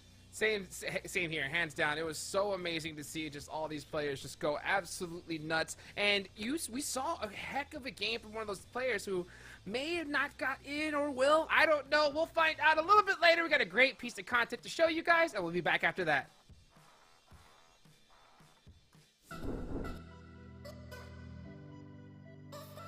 Best loadout on Livik would have to be the M4, of course, because it's the most versatile weapon in PUBG Mobile. And then for that secondary, that's going to be the M10 shotgun. It's such an OP weapon. Favorite loadout in Livik would be the M16A4. It's fun, it's challenging. It's one of the funnest ways to get a elimination. PUBG, can we add the RPG so I can have an M16A4 plus RPG in Livik? No? What? I would have to say right now it's the Scar and the K9. Even though Livik's a pretty small map, you still need something for long range and up close fights. That's why I like to use the M416 assault rifle and the M1014 shotgun. My favorite loadout in the Livik map is M416 with the 6X and DP28. My favorite loadout would be the M4 and the UMP. What is your favorite Livik loadout and why? If you asked me this question a couple weeks ago, I'd for sure say UMP M4. However, since shotguns got a crazy buff in the newest update, I might go with the M1014 and the M416. My favorite Livik loadouts are M4 and the Livik shotgun. So my favorite Livik loadout is really obviously going to be the MK12, right? You know, it's the only time I get to use it on that map. My absolute favorite Livik loadout has to always include the FAMAS or the FAMAS or however you say it, but the FAMAS I love using. It's such a good gun. Even at long range, if you can handle the recoil, it is an amazing gun, and it is only on Livik. It's a Livik exclusive. A lot of people don't like touching it, but let me tell you, it's a really good gun. For my first weapon choice, the M1014, the shotgun, it's basically an all-rounder for close range. You can fight squads alone if necessary, and you do have a lot of close quarter combat in Livik, therefore it is the optimal choice for a map such as Livik. And for my second choice of weapon, the MK12, with an 8x scope can be so devastating. So you cover also the mid and the long range, but most of the time you're basically mid-range fighting or close range in Livik. And that's why, yeah, even I sometimes don't use a sniper, and I prefer shotgun and an AR or DMR for my favorite Livik loadouts.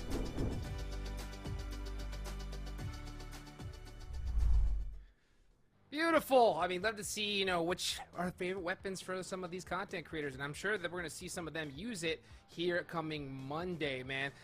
What do you guys think, huh? What would y'all's favorite loadout be? I'll start with you, Goach. What are you thinking? I'm going to M4 and I'm going to M10. I mean, there's just no question. Both weapons extremely versatile. The M10 hits from insane distances. It feels like that shotgun hits so strong. We've seen it multiple times. And then you can use M4s to hold your peaks, hold your corners, aim through the windows. And if you need to use it as a hip fire weapon, you'll at least connect some shots. So that's what I'll probably be using if I was dropping in. Katie? You know what, Juice, I gotta say, in terms of weapons, I have to agree with Goj, but also I want to be getting those mollies, because not only can you use them for that damage, but they can be a very effective zoning tool to allow you to reduce the locations that a team you're trying to push into can get away from or can use. So I think, yes, those guns, great, but give me those mollies. Yeeting them out the windows. Can't blame you. I think that that's a perfect way to put it. But guys, look at you got the scores coming up. I'll tell you guys what I think, but look at this. Oh wow. My goodness, 16 points is what it came down to here, Goj. Wow, and we saw Slew carrying it up in the kill feed. It wasn't like they were playing slow and only going for replacement points. And also, I mean, Icy, Hog, Anime, Lycan Faith with Wyo's Glizzy, Wisp. I mean, all of these teams were Neil and Quispy. All of these teams were teams that we had flagged to say, hey, watch out for these teams. These duos are dynamic. They know how to play. Both players on either side of the duo can slay out, and they just weren't able to piece it together in 3 maps, and that's how punishing it can be if you have a couple bad maps. I mean, talk about Hog and Anime. Like, I'll give them one more harp to say, you dropped 14 points in one map. You had 2 zeros. You needed a 3-point game in order to qualify, but hey, that's the talent of some of our community members. Of course, Affy at the top with Dream at the very top after a monster map 3. Congratulations. Whew, $50,000 on the line, and we're gonna see those 6 teams, most likely. You know, remember, scores aren't officially official, but I'm pretty sure that's what we're going to see here this coming Monday. I mean, they're going to get some money here. What a way to end it out for them. I mean, Hog and Anime, I'm so shocked we didn't get to see them make it there towards the end. Hog getting gate kept like crazy. I guess there's not really much you could do there, Katie, huh? Yeah, sometimes also it can just be a little bit too late, right? You have to, it has to sting a little bit when you look at maps 1 and maps 2. If you get maybe 1 elimination, slightly better placement, but it was a really, really impressive comeback from them. Unfortunately, just shy of getting into that qualification, but you can still really appreciate how incredible of a map 3 they had. Absolutely, absolutely. I mean, a great effort, and again, a big thank you to everybody that participated and got a chance. This is definitely, I think, a great learning experience for everybody. And you know what? I gotta say it, because I didn't get a chance to towards the end, right? What would my favorite loadout be? I'm gonna mix it up a little bit, okay? I'm gonna tell you guys. M10 has to be that, right? M10's too strong. Sure. But the UMP with the 6X. It's scary. I mean, if you could get that recoil down from long range, because they're not going to be able to hear those shots. So if you're shooting from long range, they're not going to see where those bullets came from, and you are out of it. But man, you know what? Let's go ahead and take a look at the Group B names. So we're going to see who's going to be participating here coming up. Goj, anybody stand out to you? Yeah, I mean, we saw all these numbers, names. J-Star Fan was a name that really did well in the first couple maps of their group. Mr. X had a fantastic couple maps as well, qualifying. Those are the 2 that really stood out as we kind of got a quick glance at them. I'm sure we'll see a few more names that we recognize, and I believe some of these were those Group C, I believe, from yesterday, if I'm remembering correctly. And so we got a chance to at least watch one of their maps, or Group D, rather, one of those maps from yesterday. So we'll see who's able to replicate that success. But I gotta say, right, Toxic Clutch was the winner, at the #1 leading scorer from the original Day 2 Solos event, and they didn't qualify in our Group A. So formats can change, right? Like, as the formats change, your strategies have to change. You have to play around your teammate. There's so many variables when it comes down to PUBG Mobile. That's what we love about it. And Duos has been nonstop action, might I add. So I guess the question is, Hot Jukes, are we going to see, is 16 points really still the metric to qualify? Or is it going to be a little bit different in the second group? Because maybe they were watching the live stream and saying, oh, wait, Midstein's the place to go. And then there's, 10 teams that all dropped there at the beginning. If they weren't watching, I don't know what the heck they were doing. There's too much money on the line to not be studying every single play, everything you could possibly be doing. I mean, I don't think we're going to see the same amount of points to go on over here, because I think they learned, they're going to adapt and move on. What do you think, Katie? You agree, disagree? I'm gonna say maybe the points are actually gonna be just a smidge higher. I feel like they're going to have that knowledge from watching the stream, from watching how everything's played out, that maybe they'll be able to take some of those forward-thinking positions, get themselves perhaps a little bit more eliminations, or at least the survivability. Who knows? I don't know, you know what? But I think maybe pumping those numbers up just a smidge.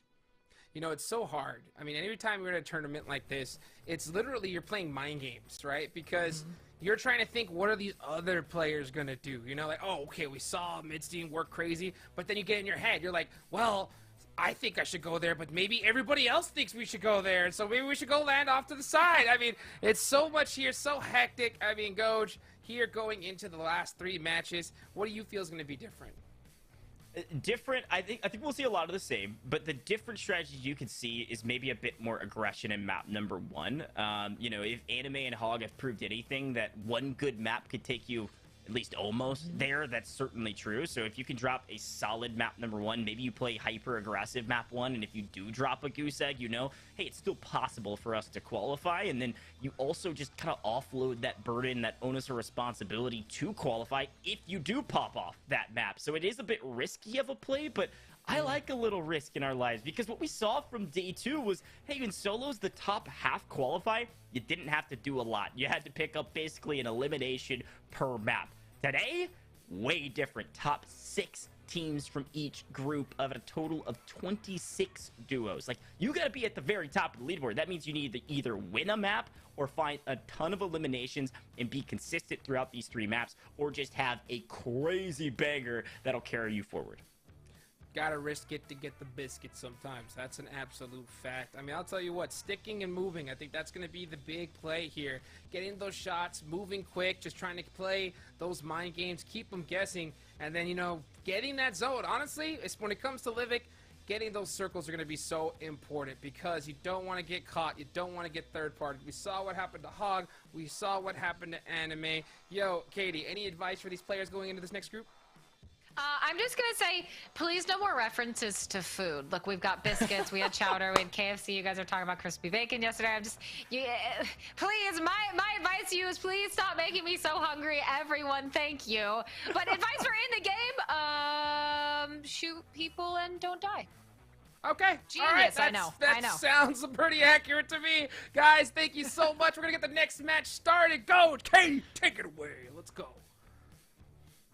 Look, my favorite strategy. There it is. My favorite strategy as we look at the gameplay is shoot stuff, don't die. So, Jukes, we'll catch you in a bit as we take a look at where the rest of these players go. Honestly, I mean, we could expand on it because it really is profound, especially in Battle Royales, in PUBG Mobile in particular. Shooting people is key, of course, and not dying is key. But in this format, I think the not dying portion is even the most important piece, right? Because if you can stay alive, you have those placement points.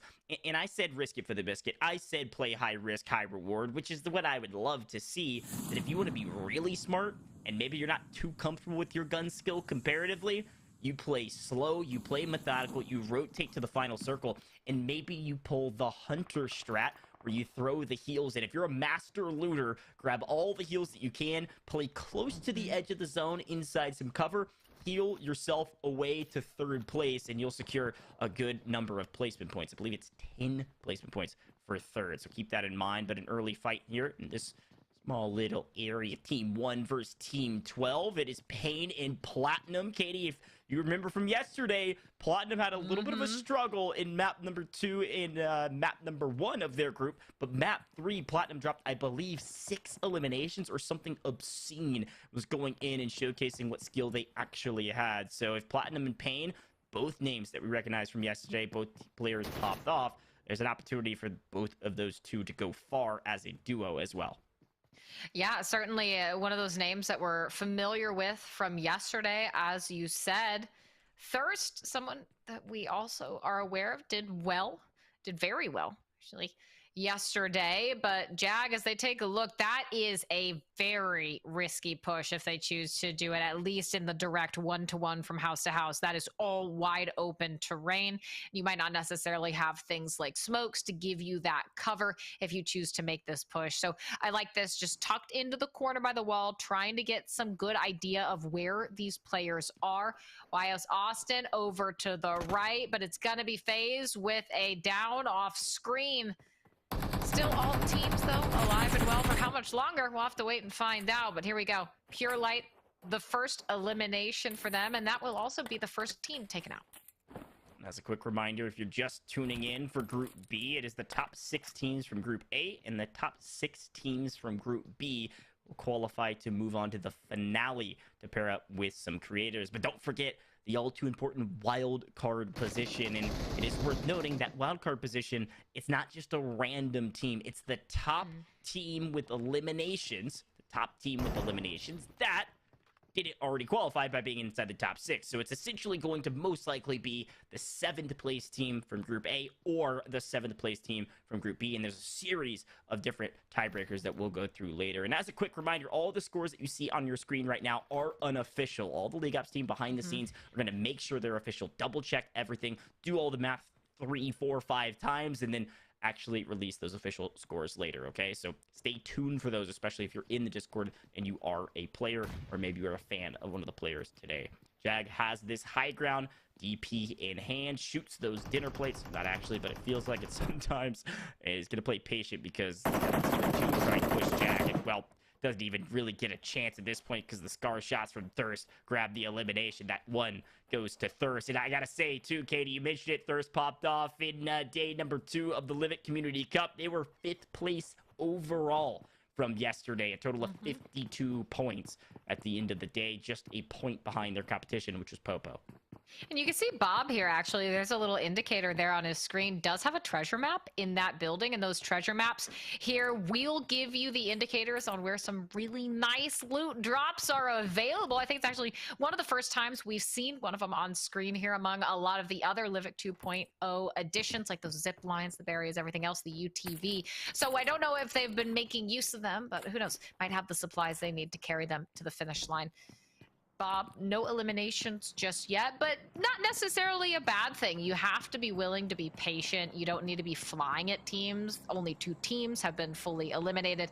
It is those placement points that are so very important. So I don't hate this play at all. Yes, maybe not the most exciting one you've ever seen, but when we know how important placement is, finding a building, posting up, and hunkering down in a location till you start getting toward those later stages of the map, never a bad decision. Look, Bob is one of those players that are going to showcase their skill later. Just give him time. He's been playing PUBG Mobile for a long time now, been a part of the community, and slays out in a lot of these community events, and has a chance here to make it into the finale if they do well. I believe there were somewhere around 27th overall from solos. Again, it's a whole different format here in duos. Total of 15 placement points go to first place, and every elimination is 2 points. So eliminations are crucial, yes, but placement points do rack up quickly, especially if you make it inside the top 5. You can see Slaya on your screen right now. They certainly slayed out yesterday. Most of these players did, if they even made it here, but did see some of the solos only make it just by the skin of their teeth with a total of about 10 points yesterday. Could change things up and tip this whole thing on its head, and we've already seen that happen, right? In Group A, Toxic not making it forward is a huge story point with the dominant performance they had in Day 2 of the Livik Community Cup. Just duos just really didn't fall in their favor. You see Payne finding 1 knock on East Wind there in the kill feed. Only imagine Slaya's going to break open. I was going to say break open a couple of these doors to make this push more credible, and also open up a potential grenade through the door. Grab some entry damage so they can make the push. Kesman's playing kind of the top Overwatch position. I like this play again, Katie. We have recall towers available here in PUBG Mobile in duos. So if Slayer were to go down and then finished off, Kesman would have the opportunity to rotate out to go get the revive. So if you do decide to double push down this hill and into the building, you better be confident you can win the gunfight. Yeah, I agree. And Slaya was a fun player to watch yesterday. Really came alive toward the end. That solos event had some great clutches, but also you said it, these stalemates, well, you take too long and suddenly what was a 2v2, now a third party in position here. Thirst's team going in, and they waste no time getting into the action. Slaya just watching it go down. Thirst, there is some damage put out here, and I mean, if you're Pure Light and FaZe, this is not really the best spot to be in. You have 2 full teams. You can't push up the hill to get away. You can't push the buildings across the street because you're going to run into Thirst team. And what's more, Stormy's team is behind Slaya's team. There are so many players in this location. Well, hey, good news for you, though. Illusio gets a down onto Slaya, which means, at least for FaZe's team, some of that pressure from that team that you know has been taking pot shots at you removed for the time being. Now you can just focus on Thirst team in front of you. It was well done. FaZeMon was able to go in, grab a bit of damage on Slaya, like you mentioned, to make them back off so they could get the revive, and I think they were able to do that at least for a moment, but then I saw FaZeMon just fall in the kill feed, so got to be careful of your windows, you got to be careful of your angles here in Livik, because there are so many different places you can get shot from, and it opens up the door for the third parties. It is third party central, as Hot Juke says, and the more you shoot, the more you need to run afterwards. I think the idea that Juke said was the shoot and stick type of strategy, and I think that is certainly the right strategy right now. Jukes would certainly know, right? He's a very talented content creator and player. We'd love to see him compete in more of these tournaments as well, but we love to have him in the hosting desk. FaZeMon, Pure Light, I gotta say, I'm impressed they're still up. No one's electing to make the push into the building. I think it's a difficult one to make, certainly, because of the different angles of the window. If you start crossing the street, maybe somebody takes you from behind, or your opponent that is waiting on the other side of the building could peek through the window and find you. So both able to heal up at least somewhat. Doesn't look like they have a ton of resources to deal with. You can see Pure Light, only 2 bandages left. Is going to have to use both of them, maybe just one of those 2 to get close to full health, but I don't believe they're going to be able to heal all the way up to max without any of those painkillers or any of those energy drinks or syringes. So they're gonna sit here for a little while and say, okay, this is when you're in the comms, Katie. Like if you and I were playing, we're like, what do we do now? Where do we go from here? How do we survive this? Yeah, so we're trapped between a rock and a hard place, and I don't want to die just yet. So exactly, how do you do this? It's just a really tricky position to be in, especially because there's a constant influx of other teams in and around your location. So there's never really going to be an easy escape method if that is what you're looking to do. But this is what we wanted to see. The Chimney Charlies. You don't become a Chimney Chad, Goj, until you get an elimination from the Chimney Charlie strategy. We saw that in the solos day, but now, no, get back, no.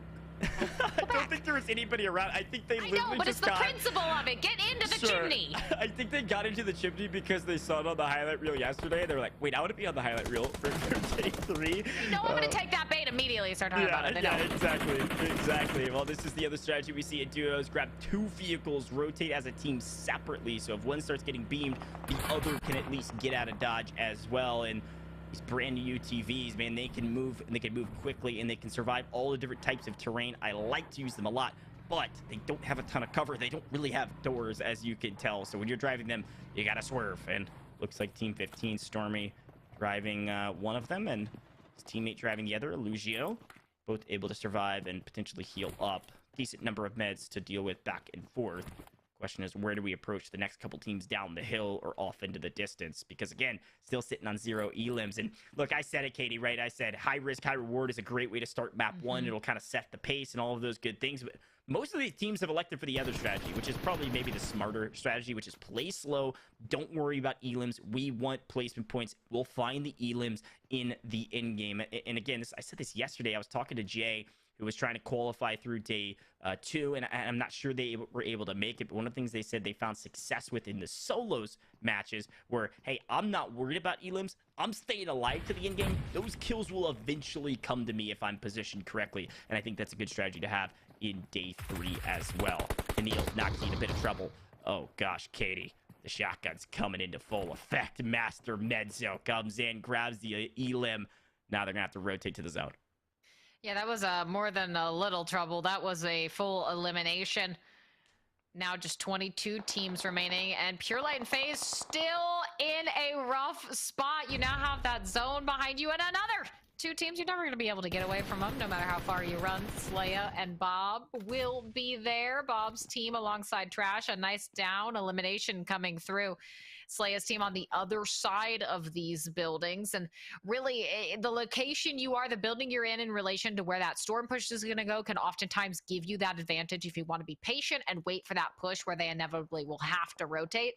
But for Bob's team, a nice job. You have at least 1 elimination on Bob himself. We'll see if you can turn that into something a little bit better. Trash, I actually like that they are in different houses, because if Trash is taking a look through those windows to the right, might be able to relay a different angle for Bob, maybe give them some extra shots, some free damage to get in if they decide to push Slaya's team.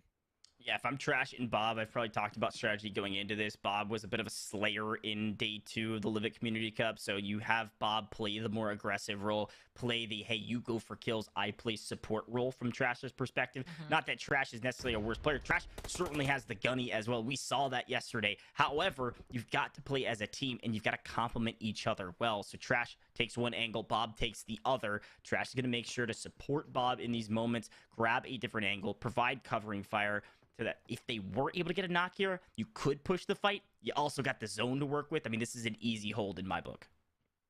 You gotta be careful, though. In the distance, I don't know how scary Cosmos will be to deal with, but they are at least somewhere in that location. And now here's where things start to get tricky. You got to move J-Star, an elimination, onto Thirst, actually, in that elimination feed. But now Trash, this is where you gotta go. You gotta start moving. And what do you do when you know Slaya's team is there and waiting for you? As we swing over Slaya, there we go. Some of the initial shots coming out. Bob is immediately down. Slaya just trying to wait things out, get a little bit of that health. But Bob, when do you collapse? When do you push forward? Or if you're Slaya, when do you just hang out and wait for these teams to take each other out? Well, Slaya is completely out of meds. I think Slaya is going to die to the zone no matter what. So it's all up to Kesman, depending on how much meds they have. They've got to grab these eliminations to steal the meds off their opponents. And Kesman's able to do exactly that. You see Slaya go down by the zone, but I believe Kes comes out on top in that encounter. And if their opponents had some loot up, throw those meds in. Let's get inside this circle, because the Blue's going to start hitting pretty strong here as our 4th circle comes to a close in the next 30 seconds. Got to be careful. Especially if you are low on resources. It doesn't look like Legal's low on resources, not low on kills either. If they can clean up this one, that'll be their 3rd. You see the play zone finding kill after elimination. You see, I think that was 6 eliminations by the Blue Zone. Blue Zone's qualified. Blue Zone's going to the finale. No questions asked. We've got Deadshot and Chahal looking at Walker right around the corner. Walker in a sticky situation, but enough cover to work with if they play patient. This is really tough, though. You're on your own. You're not really in the best positioning. You're fairly weak, but all of these eliminations coming in through that elimination feed, and just like that, it's roughly in that 4th zone, right? As Walker gets found out, everyone is being pushed close enough to one another that you get to that point where there's just nowhere to run, there's nowhere to hide, and if you're in the wrong spot at the wrong time, maybe you're already a man down. It is around this 4th blue zone that you see a lot of these teams being eliminated. There we go. Jess, we saw Jess in chat earlier. A nice elimination there off screen. Jess will be down. We'll see if maybe a save can come through, but beat the play zone. The play zone again. B gets the down, but that's it. Stormy will eliminate Jess, but Jess gets one of her own, and just like that, 9 teams, 19 players, but we are into, of course, that final position for the 1 point you get from 8th to about 13th-ish. Once we get to 7 teams, it will start bumping up significantly the placement points you get. This is a point, if you're still alive, if you're one of these teams, you do not want to go down now. I'm no mathematician. I think the play zone has snagged somewhere around 9 or 10 eliminations this map. I mean, that's 20 total points going to the blue zone. Well, I'll try to keep track of that in the back of the brain. We'll see where they stack up against their opponents. But Mr. X on your screen right now in not a 1v2 situation. They've got their teammate Shark right behind, looking to take this fight onto the ruins. Gonna have to be careful here as the zone finds another. Mr. X is going to push in. Shark gets down by, I believe, an air grenade, and all of a sudden, out of nowhere, both fall. And I think this could be Boss that maybe cleaned up some of these kills from distance. That is exactly what happened. That's the 3rd party. That's what happens. You get shot in the back every single time you push an encounter. See that grabbing screen right now finds one off the distance. That's Noon's great shots with that in for. The question is, can they swing back around to this new team trying to enter into the fight? You don't even have to, because your teammate Puffs is going in and finds both of those eliminations. That's a total of 4 kills, 4 eliminations for this duo. I mean, they're doing well in this final circle, because all of a sudden we had 12, 13 teams. We're down to what? 3 teams left, and you can see them on your screen right now. It's gonna be a race to the finish. All 3 teams do have their duos alive. Puff was going wild. Puff was doing whatever Puff pleased, and now we'll see if they can convert that into a win. 3 teams remaining, and this is where those placement points really become significantly hefty. Even if you don't end up getting a win here, getting that chicken dinner doesn't really matter, Coach, because those placement points are enormous. You have already done above and beyond what you need to do in map 1 here for Group B to get yourself in contention within that top 6 to try and qualify for the final day. J-Star, no surprise to see J-Star in these final teams alongside Verify. Deadshot looking to throw that nade out. J-Star, though, getting tagged up, gonna have to be careful. You combine that with a nade to the left, and there might be nowhere to go. Puffs is down, but 3 eliminations. Still a good spot to be in as Wrath tries to get them back up on their feet. J-Star down onto Raid. Can you convert that into a full elimination as these teams are funneled ever closer to each other? And on top of that, though, if you're Puff's team, are you hoping maybe Deadshot and J-Star's teams collapse on each other and you can come in 3rd party? Certainly you'd like to think so. It's just a matter of waiting game, Raid, and a bit of a proverbial rain dance saying, please, please, go fight each other. We can't do anything about it right now, and we're not going to make that first push yet. We don't want to give away our positions, but it looks like Puff said, nah, I'm going to chuck some nades. If I can grab an elim, that'll certainly set us up for success. And it looks like Deadshot, a community favorite, one of those names that we've seen time and time again in these events, still alive, but now by themselves. They've lost their teammate, and now it's a 2v2v1 for team eliminations here for Wrath.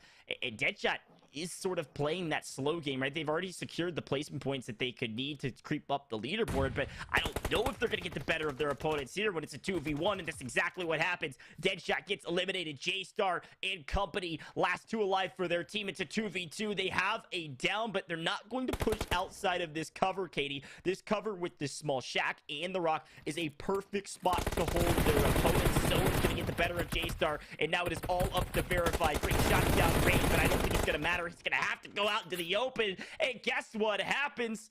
You got to get taken out because your opponents had the better positioning at the end of the day. That was a hype final circle because it was that variable kind of final circle that we haven't seen in a while, where it's small and it's open, but there is a bit of cover, and whoever has the best position is going to come out on top, especially as J-Star tries to get revived by Verify. Wasn't able to get into any sort of cover to work with before that zone started moving again. So well done to everybody involved. Deadshot not able to grab an elimination, but they were able to grab 10 placement points, I believe. So well done by Deadshot to grab those points, at least be in contention going into map number 2. All right, let's get Jukes in here. I Come agree, on, right? man. We said that, and Juice, what we talked about, right, was are those two teams going to converge on each other and give that final team the ability to swipe in and take first? And I mean, that's exactly what ended up happening. It was a great final circle. It was beautiful. It was beautiful. Good to see, of course, my boy Quan Deadshot getting it done, dude. But at the end of the day, of course, it was Puff, dude. Puff putting in that work. And I'll tell you what Puff needs to do. He needs to channel his inner Puff, and he needs to pass the rest of the players on the leaderboard, all right? That's what he's got to do, because I think he did it here at this one. And if he's able to just hold it down for these next couple matches, he should have it here in the bank, man. Still 2 more games left to go. I'm looking at Bob, though. Bob! Yeah. Come on, Bob. I want to see it. I want to see it happen, right? What do you think, Coach? Can Bob get it done here? Yeah, I think Bob can. I mean, one of the things we saw in day 2 is that Bob can slay out. Bob was about a third of the way down the leaderboard after day number 2 with a great map 3 showing, if I'm remembering correctly. Certainly has the gunny, certainly the positioning. Map 1 of this group B wasn't quite able to get there, though, and I think there's something to be said about Deadshot's strategy. I said go high risk. Maybe Bob says, we should slow it down a little bit and get to the zone faster, because it was the zone that ended up being Bob's demise at the very end, and of course, losing the gunfight. So only time will tell what Bob's able to do. I like Deadshot's strategy, but if that strategy prevails, Jukes, that probably will mean this leaderboard is going to be very tight all the way down to the finish line. Oh, it's going to get crazy. It's going to get crazy, and that's a fact. You know what? I don't mind Bob going a little aggressive in game number 1, right? Just trying to make something happen. But you're right. After 2 games left, you're going to have to probably slow things down a little bit, play a little bit more decisive, and get to that last zone. Katie, right? Any thoughts here on these next coming matches that we're about to see? No, I mean, my biggest question always is when you get those early front runners, those people that get into first through third when it comes to the conclusion of map 1 here, when you have so little time. Time is very precious. You only have 3 maps to try and make it in. And again, these are for the money, right? If you qualify for the final day, you get some of that $50,000. You have to wonder, are they going to keep up that momentum? That's always my question, Jukes, is those teams, the J-Star teams, the Deadshots, can they keep up the momentum that they set in map 1 and carry it all the way through to map 3? Yep, I mean, that's it. I mean, just keep doing what you've been doing. But it's going to be hard to do because when it comes to Livik, it's just pure chaos. We just saw it here in these last few matches. Third party central, you know, that stick and move technique, it has to come into play, but it's easier said than done because you just go and you make a play and you move, and then all of a sudden you got someone laying in the grass waiting for you in the blue zone to take you out. So you got to be on your P's and Q's, and you got to work as a squad because this is still duos. There's 2 players together here, Coach. Yeah, no, the format certainly dictates the way you have to play. I think I said stick and shoot earlier on accident. Don't do that. Shoot and stick. Shoot and stick. Shoot, move. Please move, right? Like, when we watched the entirety of that map, there were multiple times where people would shoot and then they'd stick in their position and hang out there for a while. You don't want to do that. You've got to move around the map. When you start shooting, that's the signal flare. You've shot your weapon essentially up into the air and said, come and get us. And that's exactly what happened 3, 4, 5 times that map, and certainly a ton in Group A, right? You get shot from behind before you even know that they're there, especially with the gunny that some of these players have. Let's take a look at the leaderboard. After just one map, look at where we've lined up. 25 total points for Puffs. That's what, 5 eliminations and the win. A fantastic showing in map number 1. And then, like we predicted, J-Star, Fan, and Verify right behind them, 22 total points. And then we go down from there. Man, I mean, this is going to be different for sure. These next few games, I think you're right, Katie. We're going to see a point bump. What do you think? Look, I just want to point out RPZ Hook, they're sitting in 6th. Yes, only 8 points, but that was our Chimney Charlie from yesterday. That was who that was. So I love to see it. You know what? It's getting them here. But yeah, these numbers looking really impressive so far. And I imagine we're going to continue to see a lot of these teams stepping up their game, especially maybe some of the teams who weren't able to get into that top 3 in map 1. I would imagine they got to be like, really quick, guys, what did they do that was so successful we weren't doing? Can you adapt on the fly in this precious time you have as we prepare for map 2 and then execute upon that once we get into it? I think you said it earlier, right? Kind of off camera. He needs to ascend. He needs to evolve, right? From Chimney Charlie to Chimney Chad, dude. Chimney Chad. He needs to just rise up, boom, just go all white, and then just emerge from his cocoon like a beautiful butterfly, man. And it can happen. It could definitely happen here. You know, just a good couple little things to make it go away, and then boom, he is in it here, Coach. Sure, yeah, no, that's definitely what he needs to do, is evolve into a Chimney Chad. I'm here for it. And look, I took a look at the leaderboard. We have 8 points in 6th place right now. If that continues, and 8 points is the metric per map, Jukes, we're at 24 potentially for 6th place at the end of this. It was 16 points at the end of Group A, so I think some of our predictions could be right. They were watching the broadcast, and they said, we got to try a little bit harder. We got to go a little bit more sweaty. We got to play aggressive. We got to shoot stuff and don't die. Hey, I mean, I think they're all giving it their all, but sometimes they got to just be better, right? Just got to just like good old PB says, right? You just got to be better, dude. I mean, literally, you got to make it happen. And it's going to be, man, I guarantee you, a lot of these players, I think, wish they were in Group A right now, because this just seems a lot more intense here, Katie. I love, that was just what I was about to say, right? Was these groups, even these duos, not all are created equal. Everything was randomized, whether it's the duos and the groups. And Group B, at least from the get-go, if you just base purely off those points, I agree. It's looking a lot more difficult, so that makes that map 1 win, especially those map 1 high point totals, that much more precious for the teams like J-Stars that were able to get them. Because if it seems as competitive as what map 1 gave us, it could be a crazy ride through these final 2 maps to see the teams that actually qualify. Yep, let's take a look at it once again. This is what the scores are looking like. You know, good old Puffs popped off in that last one. I'm looking at the chat as well. I see Angry in the chat said, sweaty play at the end. Nice rotation to get that win. And I gotta agree. I mean, hey, that's all you gotta do, right, Coach? Yeah, I mean, the strategy of the rotation is everything. Deadshot showed it perfectly. I mean, you see Deadshot in 4th place right now. 0 eliminations, might I add. Deadshot got to 3rd place without a single elimination. That's 10 total placement points. You're right there. You're qualifying for the finale. You're making at least, if you get last place, $500. And if you're pairing up with the likes of Bushka and all the rest of our creators, you know you're probably not going to get last place. You're going to come out a little bit hotter. And Deadshot knows exactly what they're doing. They're playing it safe. They're biding their time, and they're going to make sure they can get to that finale. Because as a community member, look, I always say this. When you have an opportunity to qualify for these big events that PUBG Mobile are able to put on, in order to be the best, you gotta beat the best along the way. So yeah, you can beat your community member friends, sure, but once you start competing against some of these other creators, you might have to swing and sing to a different tune. We'll see. And there's some monster creators that are going to be playing in this. That's for a fact. I mean, you got a good old Rolex, dude. You got, you know, Jacob. Hold on, let me do my Jacob impression on this camera. I think he's like somewhere around here, right? Yeah. All right, there. That's what I'm talking about. I mean, dude, there is so much act. Not to mention, you know, like you got So many people, these duos, they want to get some of that money there, and here is their place to really get that synergy with at least one of their teammates to go in here tomorrow. And man, this new Livik map, I'm loving it. I don't know about you guys, but I am such a huge fan of just this terrain, just the new weapons, the balance overall. What do you think, Katie?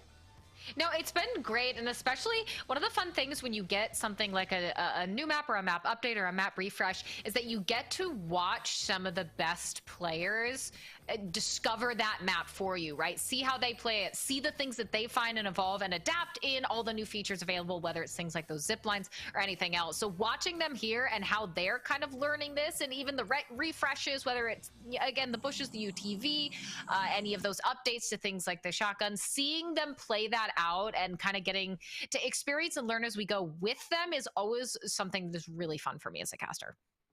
Couldn't agree more, Katie. Well, we will check in with Hot Jukes at the end of map number 2 for Group B, but we are getting started. A couple teams off to an early exit all the way up the top to Iceborg, one of the new POIs. That is a beautiful POI if you want to stretch that far. And, well, if you're looking for some decent loot and make sure you don't find maybe too many teams in your vicinity, Iceborg's a great place to do it. I did see at least 3 or 4 teams, maybe more than that, around the Midstein area. That's at least 3 that we can see right now. And we'll see some of these squads barely legal. I don't think that's barely BLW legal.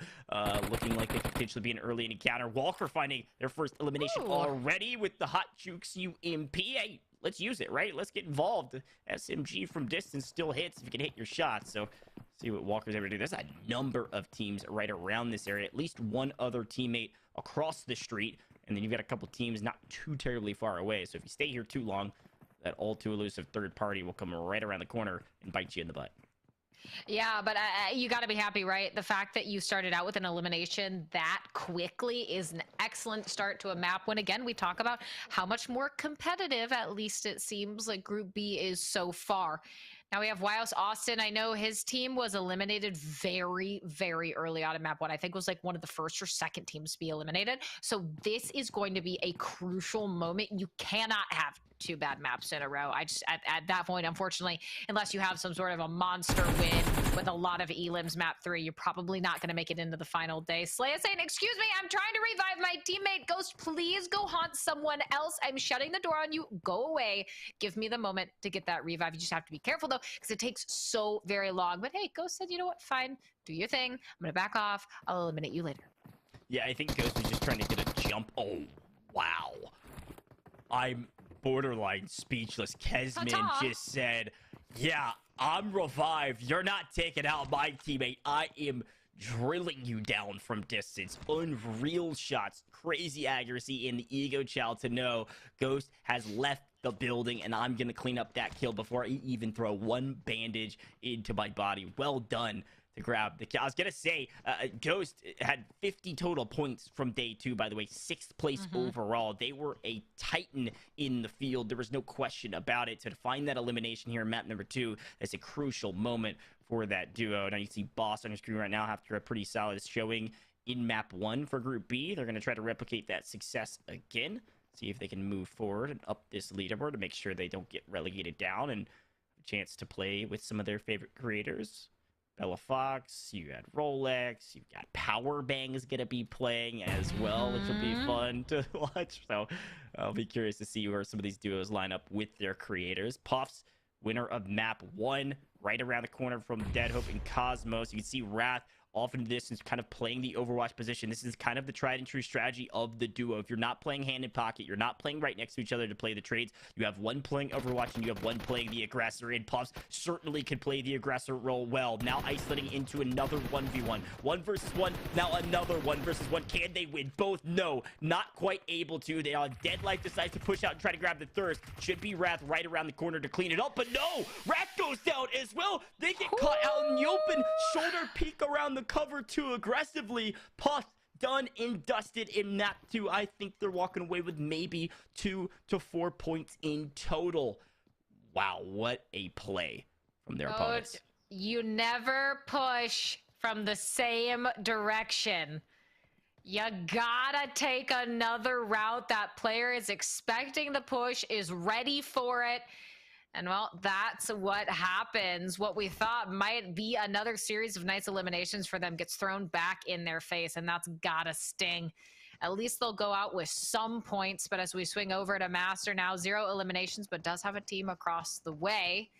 Beat their teammate, but all on their lonesome, at least for the time being. Beat just a bit far away, a couple houses down. Looks like they might be trying to regroup, but Beat in actually a very nice position verticality-wise. But look, J-Star and Verify's team in the distance as well. J-Star's team was able to get second place in map 1.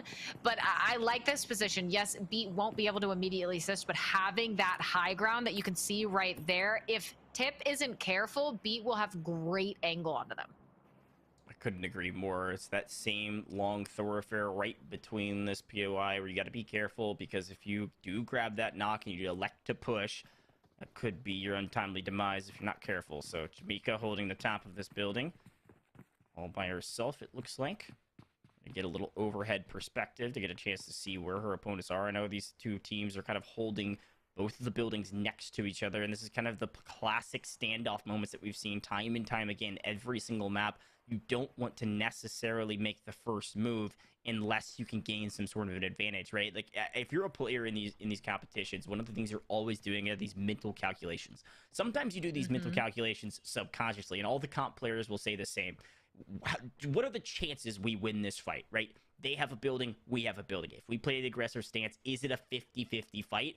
We don't want to take 50-50 fights. You don't want to leave it up to chance, and you certainly don't want to take a fight that's in the opponent's direction because they have the high ground, they can hold the stairs. Now, if you know you have a player advantage, that's going to swing it back the other way. You have a 60-40 advantage. Maybe you have a 75% chance of winning. These are all arbitrary numbers, but you get the idea. You want to take the high percentage fights, and that's exactly what Walker is trying to do with their teammate. If they can win this 2v1, they're going to be in a great position to have this entire POI to their advantage, but also another elimination to the name. They already have 2. If they make it 3, that's 6 points to add to their total. And we know 6th place right now, currently at 8 points. We're going to use that as the metric, the base metric. You want to hit 8 every single time. And well, Shams swings in and actually didn't mind the play, right? You decide to back off. If you're Walker, you have the other angle through that second story window. Shams then pushes up the staircase. They're able to get that elimination and do a good job of it. Get that loot as well. And I agree, they are in such a primed position now. There's 20 teams remaining. You've done more than what you need to do toward the mid portion of this game. So at this point, yeah, you play for where you think that storm is going to go. You play for where you think that final circle is going to be. Play for that win, or again, at least the top 3. You don't necessarily have to get first, but if you can get in that top 3, if you can get, say, the bronze medal, you know, you're gonna be sitting really pretty here in map 2. Yashi on your screen, no eliminations, is using that UTV to get away, but have to be careful because you are very exposed, is taking some shots and heading right toward Thirst Stream. So they'll have to be careful about that. But all these players in a bit of a pickle. I think a lot of them maybe not quite as healthy, not quite as looted up as they would like to be. Now MV just taking the time to get a bit healthier, try to get over to Yashi, who is taking so many pot shots right now. We continue to talk about this word resource management. If you don't know what we're talking about all the different meds you can pick up, your backpack, your helmet, your armor. Like, all of those things are so important and so crucial to win these gunfights. I mean, even just having meds at the end circle, like if J-Star's team had more meds, they could have maybe pushed into the circle Hunter, for sooner. example. Hunter playing the heal strategy inside of the zone. I mean, that was the reason they were able to grab 3rd place, which was 10 placement points there in Group A. So you're going to see different strategies, but just having the resources at your advantage is going to mean you have a number of different strategies to work with, and you can make those decisions along the way. You never want to be reactionary based on the loot you have, if that makes sense. So we'll continue to watch some of these teams loot up and then rotate to the next circle. In the meantime, Yashi still not a kill to be had yet for this team with Ruik, but both making sure they have plenty of resources to work with. And hey, look, you don't have to find the eliminations, right? It comes down to those place points. Deadshot got 10 points just for getting 3rd place without a single elimination, and they're currently in the running to qualify. So if you can do it correctly, you might as well go for it. Bob on your screen with Trash again. This is one of our fan favorites back home. Bob's got a care package right outside as well. might as well take a look at it. Maybe pick up the Groza or something else. The FAMAS, I believe, you can pick it up out of there. It could be a boon in some of these encounters, but also will expose yourself as you try to get out from your cover. And I think Bob's going to make the play. We'll see what weapons he's able to pick up from it. Might trade out that Scar if he gets a chance, and is able to do so. Well done. Gonna get some decent loot all the way across the board. Bob feeling a bit more comfortable now. Some better weapons in hand. He's got the med kit in hand. He's got the full armor plates. He's got the full helmet. I mean, he's got everything to his advantage right now. And Stormy, well, storming up to the second floor, another one of those treasure maps you can see to your left, and just try to find these players toward the top of the building. We saw a very, very similar play to this. Try not to light yourself on fire in the process. We've seen a very similar play to this in map 1. Stormy's teammate Lucio forced to back off. They still know that there's players on the roof. We'll see how they decide to do this. Beat is here, and this is J-Star, actually. His team trying to push forward. A nice down onto Illusio means Stormy in a 1v2. Can they find their way out? You're going to have to be careful. J-Star is fairly weak, but Verify flying in to try and secure those, but Stormy punishes them for it. Verify is down now, a 1v1 with J-Star on the staircase, and who answers first? J-Star, shots flying either way. Forced to back off, though. Knows that at an angle like that on the staircase, really hard to get those shots in, unless you just fly in and go for it. J-Star, though, so very, very weak, spraying bullets through that open door as they desperately try to get Illusio up. No full white, but, well, Pain might be there to ruin the party, but don't worry, everyone's converging on you. The third party is all the teams seem to be here saying, I know you guys are having fun in this 1v1, but we're all gonna collapse onto you. I cannot believe Pain picked up that kill on J-Star through the window. I mean, he had quite literally 1 HP, and Pain was like, yep, thank you, I'll take that one and throw that into the bank for later. This is a chaotic here middles. I mean, we're in second circle right now, and there are a lot of team fights happening. We're down to 17 teams left already. Sheesh. You see kill after kill, elimination after elimination. Kesman, Pain gets fully eliminated by Illusio. I mean, this is back and forth, and this is a bit more chaotic than map number 1. I mean, Katie, we said map 1 was the pace setter, right? It was really the decision making of like, how many points do we really need? And some of the teams said, whoa, that's more than we thought. Let's maybe play a bit more aggressive, and we're already down to 16 teams. Well, while we have just a slight lull here, we're gonna re-pull up Group A scores because they were updated. Some things were shifted around. So let's get those scores ready to see if we can throw those up on our screen. When we have them, we'll show you which teams have officially or unofficially moved on. You can see this is what I wanted to note. Look down there at the team in 6th place, right? It is 26 total points was the points that you needed in order to move on, which is a different score total than we told you before. And that's what I wanted to note. That's the metric going forward. That's the metric to beat right now arbitrarily until we see some of the more scores come in for Group B. It could shift and change.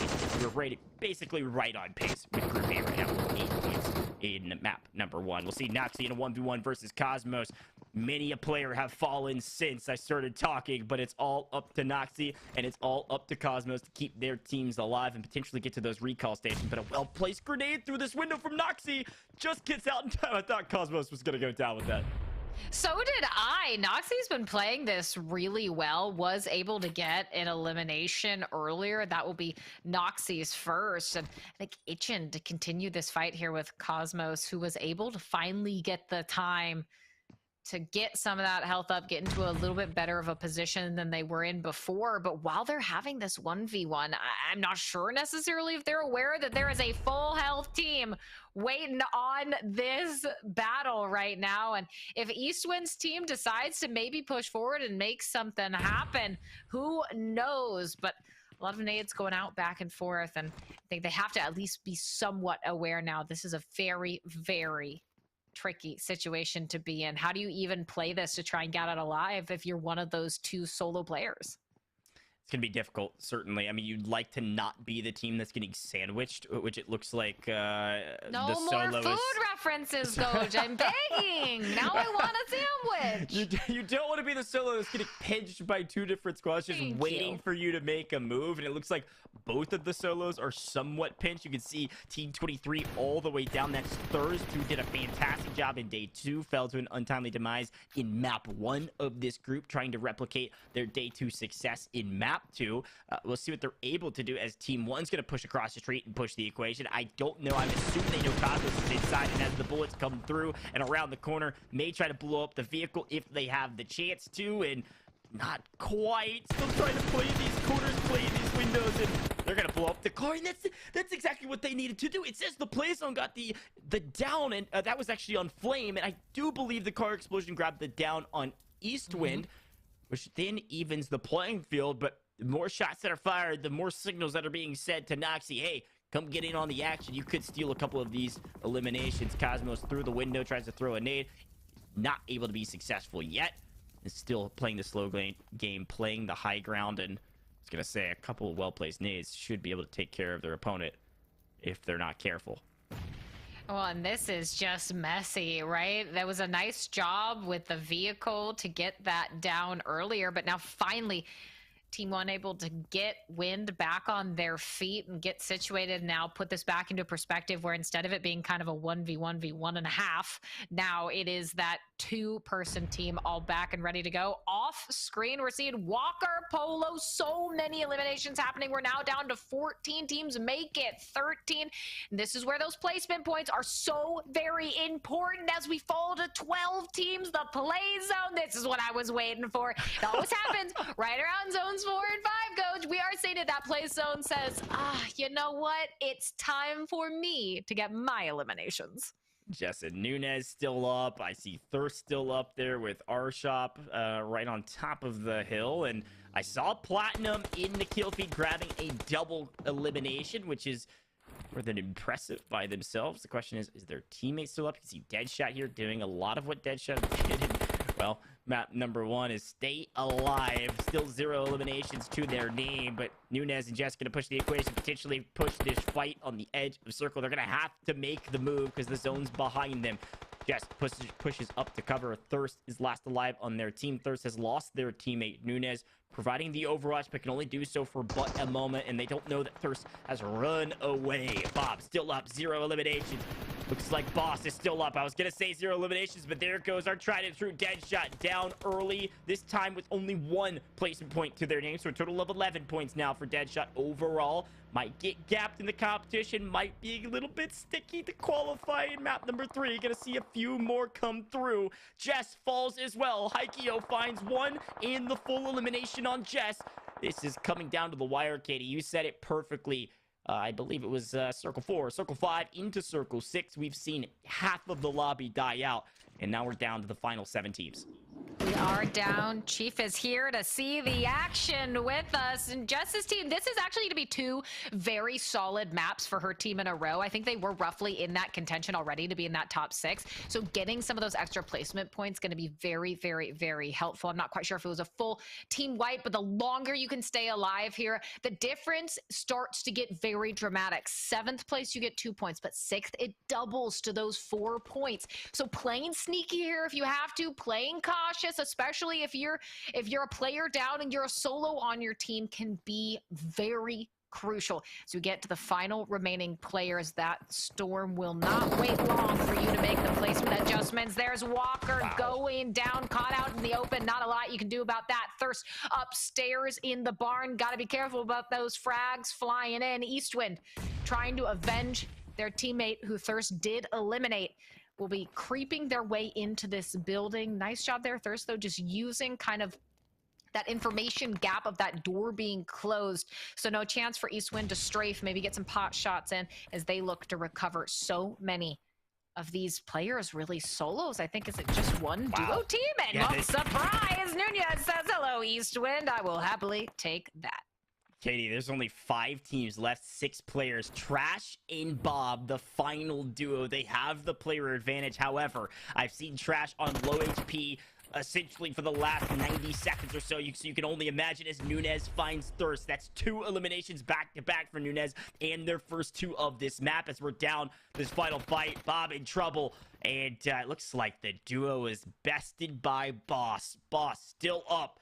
4 eliminations, and it is a 1v1v1 with a fairly large circle. 7th circle about to start closing in, and you can see Nunez after 2 fantastic eliminations, Boss with a total of 4, and then their third opponent, well, they get taken out in a matter of moments there by Soldier Gaming. I believe is how you say that. It's gonna be Boss, it's gonna be Soldier. They don't know where each other are. They don't have the information, and I believe, if I saw that correctly, Boss got the better of their opponent. Sometimes, Katie, you start to rotate without the information. You get a bit over-aggressive, maybe a bit overconfident after a great long-range elimination, and, well, you don't come out on top. But Boss, fantastic job to secure the win. 15 placement points going their direction. I can only imagine they are free and clear to qualify. Jukes, what'd you think of map number 2 in Group B? Wee, my boy Bob coming up there towards the end. I love to see it, man. I was hoping that we would see him clutch it up,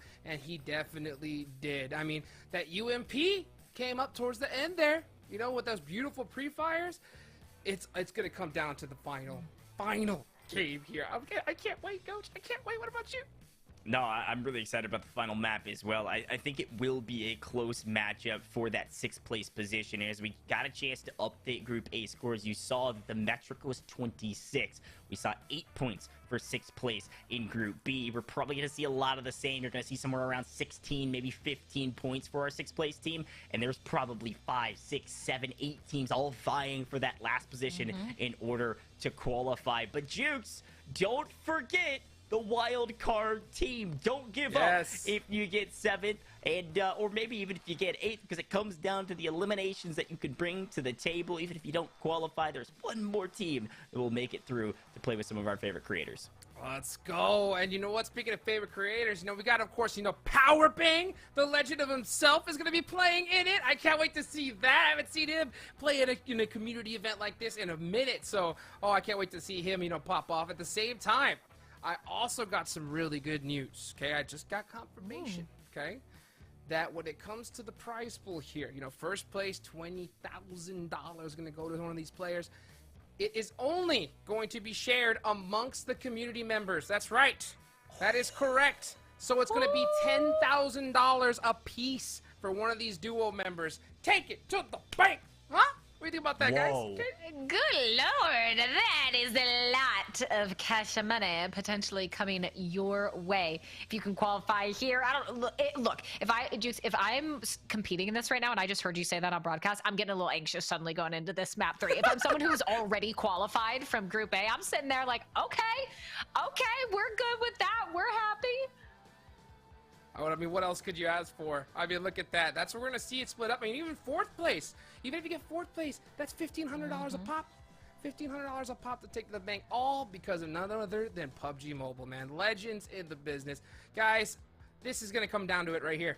Who is going to make it into the top 6? One final match. This is what it's all about. This is what all about competitive gaming is. Can you imagine, right, just the adrenaline going through some of these community members right now, Coach? No, I can't imagine, because we get to sit behind the booth. We just get to have a good time. We get to commentate the action. We get to just hang out back here and watch all of the crazy community members put on their best showing. But you know, at your fingertips is a chance to play for $20,000 that now we know you would be taking home $10,000 a piece.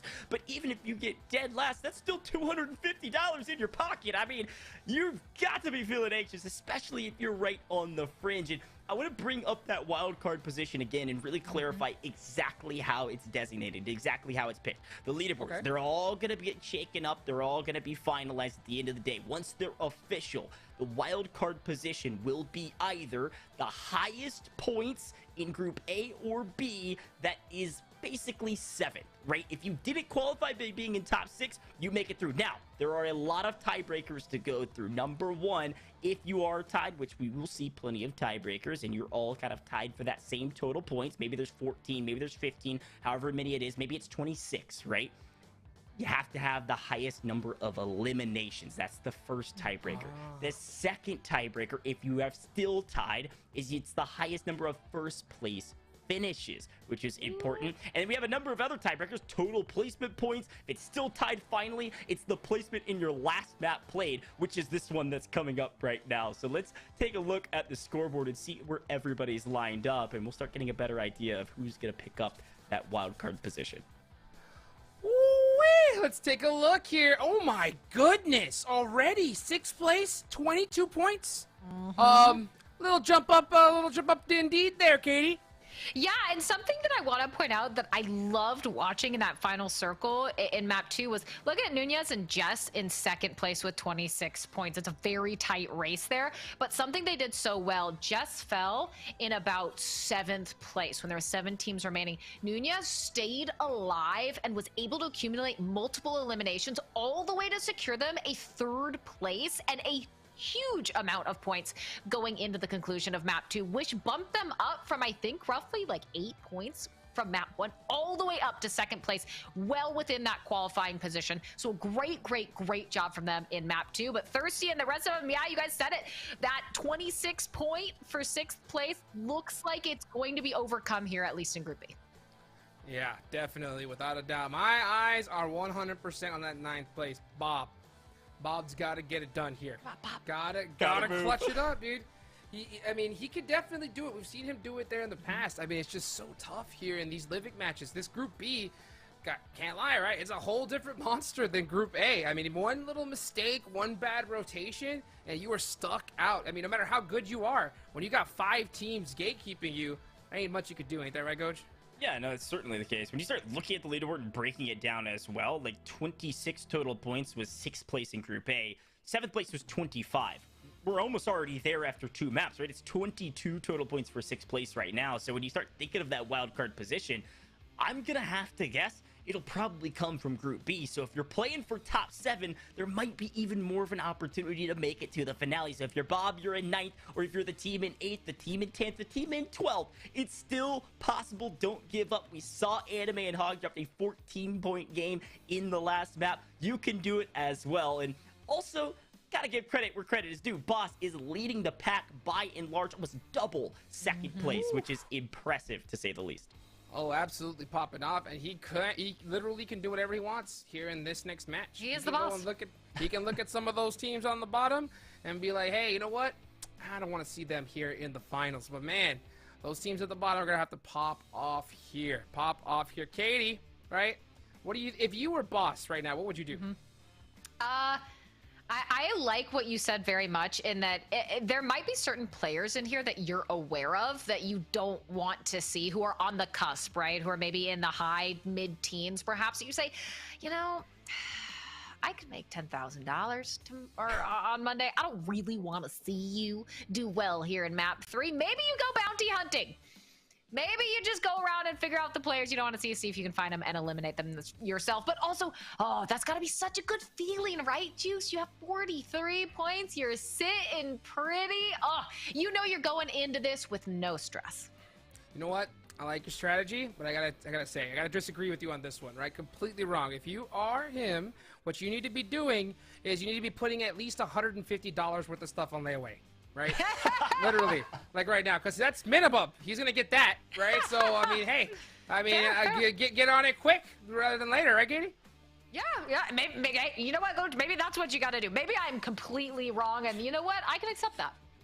I mean, look, my strategy, let's explore the official Livik map. That would be my strategy. Yeah, just have a good time. Let's go over to Aqueduct, knock down the wall of the storage, find some of the loot there. Let's grab some of the treasure maps that Bob was doing, by the way. Or maybe I'm going to go shoot some goals in the soccer pitch, as they say across the pond, because, hey, it'll give you some extra loot as well. I told you guys, I'm the master looter. I'm going to find some new ways to loot around the map, and there's certainly plenty of ways to do that.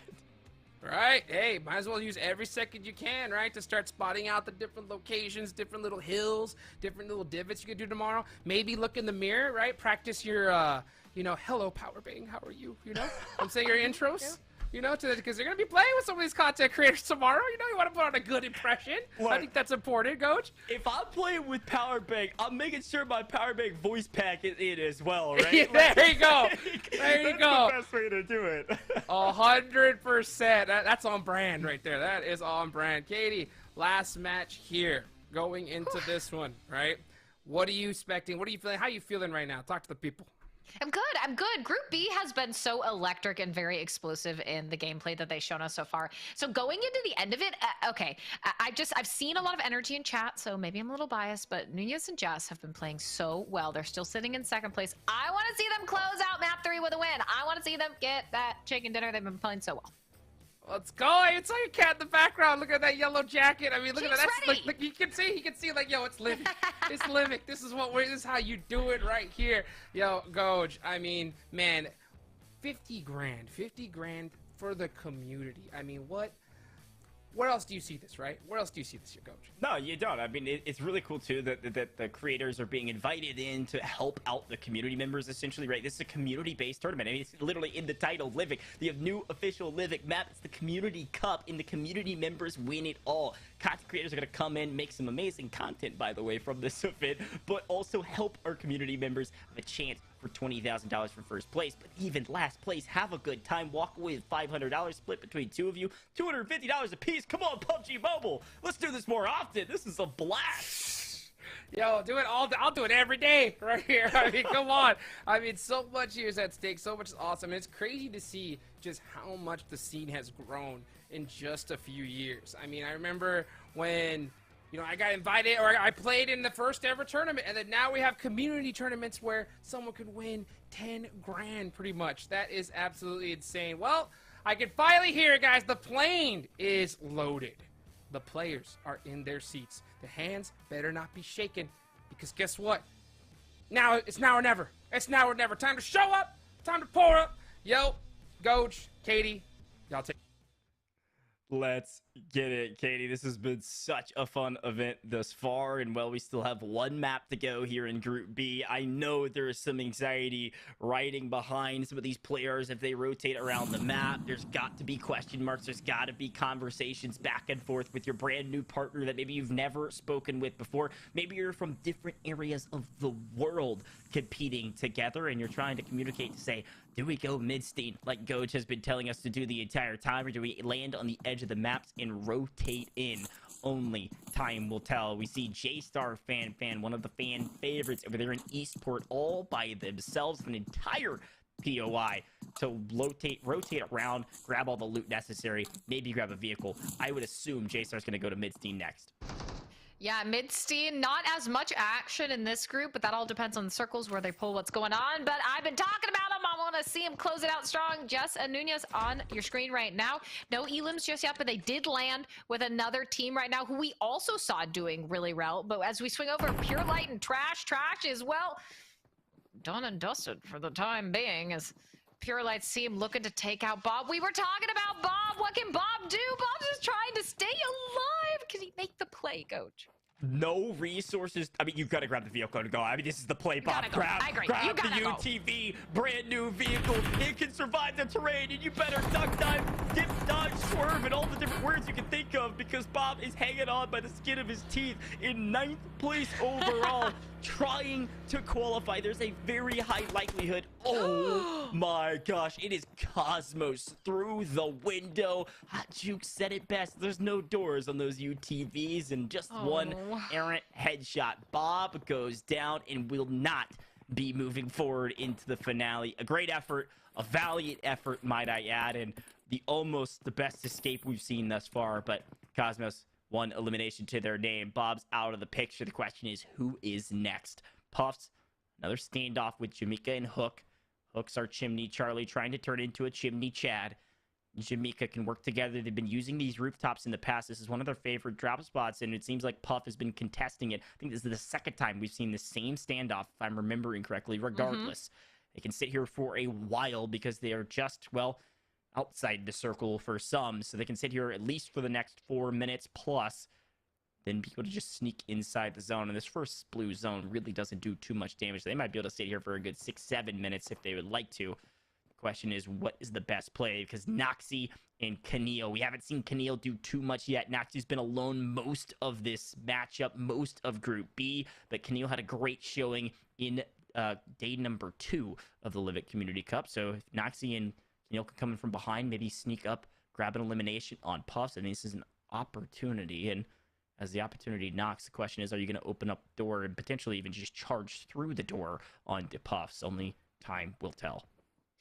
Well, and this is something we talked about, right? So yes, you can stay here for a while if you so choose, but we've seen it. We saw it a lot, especially in map 2. The longer you sit around, the higher likelihood what is happening right now is going to occur again, which is you will get another party, maybe even another duo on top of them, heading toward the POI that you are at. And instead of it just being a 2v2, suddenly you have more players to contend with. Maybe you are the person in that sandwich situation. But Cosmos, another down here in that elimination feed. A few coming through. Pure Light Cosmos seems to be down. Cosmos seems to be taking everyone out. Cosmos can't be stopped. Good Lord. And that is our second team elimination. Cosmos just pulling everyone into a black hole. I don't know what is going on. Look, I respect it, right? I mean, you're trying to qualify, and if you're not inside the top 6 yet, this is the map to do it. 22 total points is the score to beat right now. You can only imagine that's going to be extended. So if you're down the list, maybe you're Keneal and Noxie, who only have 5 total points. You've got to get a move on it. You've got to drop one of the biggest maps we've seen thus far today and even yesterday, right? You got to drop like a 30 to a 25-point game to even be in contention to qualify for the finale and play with some of your favorite creators. Certainly doable. 2 points per elimination, 15 points reminder for the win. So if you're down on the leaderboard, don't give up. Go for the win. And if you find 5 eliminations along the way, that's that kind of conjecture point that I'm throwing out there. 25 points is the score to look for and make sure you can beat it. So you can see Popo up the mountain on the other side. This is one of those sandwich moments that we talk about often with the potential third parties. I call it the layer cake, the loaf of bread. There's a ton of different ways to look at it. If you're the team that is holding a squad, there's always a team holding you. There's probably a team holding that team, right? You go through the slices of bread. There's always going to be another one until you get to the final circle and you get to the eat them all. Oh yeah, sorry, I'm not supposed to do food analogies. I'm gonna try to do another 5 or 6 this map. I appreciate you, Coach. I always appreciate you. And here's the thing, right? As we saw Cosmos there with those 3 eliminations, nice job from Puff immediately with the back-to-back on the Noxie and Keneal. Well, what was a solid start will not be a solid ending. Puff flies into eliminations, go their way. 22 teams remaining. But Cosmos here, so you're at 3 eliminations, right? You're in the, like, roughly lower portion of the middle of this pack in Group B. You already have the points from those 3 eliminations. It is a very real possibility for Cosmos' team, if they can continue the momentum they have right now and get into that top 3 position, that they very well might be able to usurp someone who's already in that top 6 and sneak their way in. We said you got to go big or go home if you're toward the lower portion of the pack in a final map like this, especially when there's potentially 20,000 for you and your duo on the line. I like how Cosmos' team is playing it. Now we swing over to Ghost with 1 elimination, looking like they want to try and take on Platinum here. Does have that shotgun to use, and in a 1v1 situation like this, we'll see Ghost. Can you make the committed play? Seems like they just really want to try and get some sort of a nade, and they see Platinum just around the corner at the top of the staircase, unfortunately, a bit of an awkward angle to land that. But Ghost not quite willing to commit too much to those close quarters, especially when right across the way is a duo. I gotta say too, I've been just unfortunately disappointed with Ghost in Popo's positioning and in gameplay and duos. They were both at the top of the individual leaderboard at the end of day 2. Ghost was 6th place. Popo was 4th place overall. Talk about a titanic duo that could maybe take this thing all the way to the finish line, but they just haven't had luck on their side, RNG or otherwise. And so we'll see if maybe they can turn around here in map number 3 for Group B, but that's a missed opportunity in my opinion. And maybe they don't know each other, maybe the chemistry wasn't there, but in terms of slaying power, they had it. Now, it is placement point heavy today, and that's the kind of the purpose here in duos, so maybe that's not necessarily their style. Their style is run and gun, but regardless, we'll see what Ghost can do with the latter half of map 3. That was a nice nade. YS Austin just peeks into the door in time, but well placed. No damage taken though. The 1v1 will continue, but we'll talk about it. It's always an important reminder. The longer you are in an engagement, the more times you shoot, the more times you're throwing out those grenades, the higher likelihood that someone is going to try and take that third party position and steal those eliminations from you or take you out in a trade. Now there's something interesting to see. Thirst is taken out. Now keep in mind, Thirst team, if they get full wipe there, as Boss is doing that, Boss's team, the one in first place, getting a nice series of eliminations. But if Thirst team is full wipe, they have 22 points. They're currently 6 out of 6 in our qualifying teams. So you do not want to go down this early, especially with no placement points on top of it. And there is Thirst trying to get back up on their feet and stabilize, but it's going to be an immediate engagement here. Austin right above them, but well, you got to be careful where you're looking, because if you don't look over the rock, you are going to have Thirst team saying, hello, thank you. We will be happy to take that elimination and make sure that we are guaranteed to see ourselves in the final day of the 2022 Livik Community Cup. I mean, that's called a clutch or kick moment, and they're still in that clutch or kick moment. Now both are alive. They have the player advantage. They get the better of Team 24.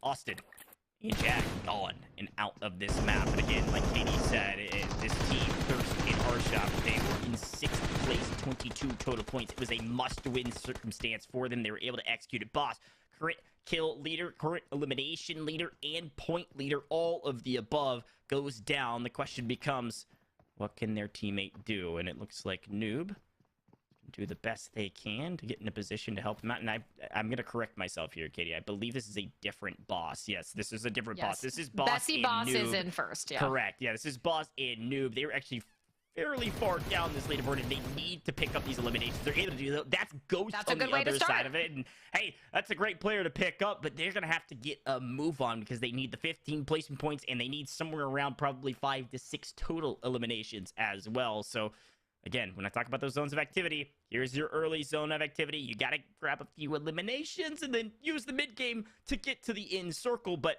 if you're way down on the leaderboard, you might have to pick up a few eliminations in the middle game as well. Well, take a look at this too. I feel like circle-wise, it's still so early on, but there's only 18 teams remaining. I feel like, especially here in this map 3, maybe it's because a lot of those teams that are lower down in the scoreline right now are being more aggressive. You are seeing teams get eliminated at a bit of a faster pace than maybe what we saw in like a map 1, for example. But now as we look at Cosmos, Cosmos has those 3 eliminations. Hope alive and well, so there's a duo going strong here. And again, if they can continue to play at this pace, and what a molly that would be if you can get it through that window. Not quite able to connect, but does force that player to back off. If they can keep up this pace, potentially, maybe get this 2v1 and take this player out. Well, you can't go up the stairs. Well, you can't go much of anywhere else except to your doom. That will be exactly what they need. Another elimination coming through for Cosmos's team, and they are playing this map 3 so well. It was a perfect trade. The problem is perfect trades only go so far when there's an M10 on the other side. If their opponent would have connected with one headshot with the M10, that could have been an unfortunate loss of a 1v2. Luckily, they do not. They're going to loot back up. Cosmos certainly leading the pack right now, I believe, with 4 eliminations by themselves, and so we'll see if they can continue to keep up the pace. You can see Mr. X on your screen right now after a fairly decent performance in Day 2, their last, no, just kidding. Their teammate is alive just underneath our screens right now. They're going to hang out inside of these structures, maybe hold some of the teams rotating in. See what they're able to do is, looks like Chahal's able to take down Puffs. Puffs fully eliminated, by the way, from this lobby. Won't necessarily matter, but it's nice to get your leader out of the lobby, and honestly, so there's more people to work with, more eliminations to find, and probably a better chance of winning the map as well, because Puffs has been on a tear recently. Take a look at this. Coach, I think Wrath, that team right in front of him, is Deadshot's team. That is the team currently in 8th place. They are right on the cusp of making a play there. So they can potentially wrap together some of those eliminations. It could be huge for them. We'll see if they can execute on it. But at least another one of those teams. And this is actually the 7th place team, Masters team as well, who does have 1 elimination. They are sitting in 7th place. This is going to be a team. If you're them, Coach, if you're in 7th, how do you play this? I think if you're in 7th, you need to make sure that you you secure a few eliminations and also find your way to the end circle. I mean, it sounds so like cliche, but you've got to find the placement points. That's the key. So if you're already there, you're only a few points behind your competition, then sure, like you can play for those placements because there are so many to deal with, but you have to make sure you find your way to the top 5 or you're not going to really find that many to work with. It's all the way up until 8th place where you're only able to achieve somewhere around 1 placement point where you're like, okay, this maybe wasn't worth it to play this slow when our opponents are starting to gap us, and that deficit is a bit more unsurmountable unless we win the map in its entirety. Cosmos has been eliminated, though. If you see that M10 to the face, certainly will do it. And there goes Mr. X. There goes Mr. X fully eliminated. And then there goes Master Mezzo fully eliminated. Beto's fully eliminated. Hook's down. I mean, talk about the chaos into the 3rd circle, into 4th. Teams start dropping like flies, especially if you're playing aggressive, and R-Shop certainly has to here with Dead Hope. They're going to continue to try to find this elimination. Excuse me, R-Shop on Dead Hope. They've got their teammate around the corner. That's Thirst. Thirst and R-Shop putting on a show, and they certainly need to if they were to move on to day number 3. Good lord, that was a ridiculous flurry of eliminations coming across the way, and just like that, you blinked. We were in the mid-teens in terms of our teams. Now there's just 9 teams remaining. And here you can see Jess on your screen. Jess's team currently in 2nd place. I know that Jess has no eliminations. I'm not sure how many Nunez has or if they are really in a particularly safe spot. The answer being, well, no, you're in the storm and you are probably not going to be able to make it to safety until then. Jess also in a really, really tricky position here because, well, with 9 teams remaining, you will get 1 point for placement, but it's so crucial. If you can get to at least 6th, we saw them clutch this up in map 2 as Nunez is taken out by the play zone. Some nice bushes for cover here as Just attempts to stabilize. But this is where you gotta play that slow and careful game, seeing if Nunez can at least maybe shimmy his way out of that storm. But now Thirst with 2 eliminations takes out Javier. And well, with that, you'll be happy to take it. 8 teams now as Boss goes down. Shark takes out Noobs as well, and there you go, the plays on the final full elimination onto Nunez. J-Star takes a frag straight to the face, won't actually take damage as it connects with the outside of the building, but that one certainly won't. You gotta be careful if you are taking hits like that as Verify gets downed. That is a tough situation to be in, and well, that's what we saw. The Molotov comes in, J-Star taken out by that Molly. Salaji and Flame are not messing around with their lethals. Holy cow. Wow. With the Molotov and the frag, they're able to grab 2 eliminations and a team wipe. I know we have some Salaji fans in the chat as well, and they're doing very well. We see a lot of the same teams at the top of the leaderboard still alive. You can see Boss right around the corner. Top of the leaderboard, actual top of the leaderboard all by themselves with Shark right above. And then you saw J-Star got eliminated. Salaji's in the top 4. Jess is in the top 4 as well. Jess is currently sitting in 2nd. But the thing is, when you start looking at the leaderboard, Katie, and the points, there are a total of 4 points that separate 2nd and 6th place. It's only Boss at the top of the leaderboard with pay that actually are safe at this moment. As some of our top teams start falling, it could be complete shakeup of our leaderboard. And well, Thirst is going to make sure that happens, as Thirst is just inside of that leaderboard at 6th place, currently tied with 22 points. They're saying, yo, we're not waiting. We're not playing defensive. I'm picking up my team. It's the first time we've seen this on screen. I knew you could do it. Take them into cover, find some safety, get the revive. Thirst is not messing around. They said, we were on the fence. Now we're going full send. A total of 6 eliminations for this duo. That is 12 points to add to their 22-point total, and they're inside the top 5, so placement points are adding on dramatically. If they can stay alive to the top 3, 3rd place is where that 10 placement points comes in, and this could easily be a 20-plus point game for Thirst and R-Shop, making that 6th place position wide open for the taking for some of the other teams. Thirst is going to make sure, hey, we're not in that conversation. We're 100% in. Yeah, no, they just played that so phenomenally, and they've been in a couple tricky spots throughout this map, and their clutch factor to be able to get out of them and push themselves into this position, even if they fall in 5th right now, they will still get 6 points on top of the eliminations they have, which you have to assume, Goach, is going to be good enough to secure them somewhere within that top 6, considering they were already there right now. But hey, if you can tack on a map win to that, why wouldn't you? Now Thirst just looking around, trying to get a lay of the land, figure out exactly where these players are. No surprise that I do believe our first place team is in this final 5-team scenario. There's Polo as well. Thirst running into none other than Jess, but Jess will fall. Thirst with their 4th elimination. Jess, again, though, some nice placement points. I just don't know if they had eliminations on top of it. They pull out a nice smoke, but who is it? Flame saying, not today. You can't pick up those berries for help right now. You'll need your teammate for that. That will be Polo being taken down as well. Our shop looking for their 4th elimination said, don't touch my friend. As unfortunately, Thirst will be fully eliminated.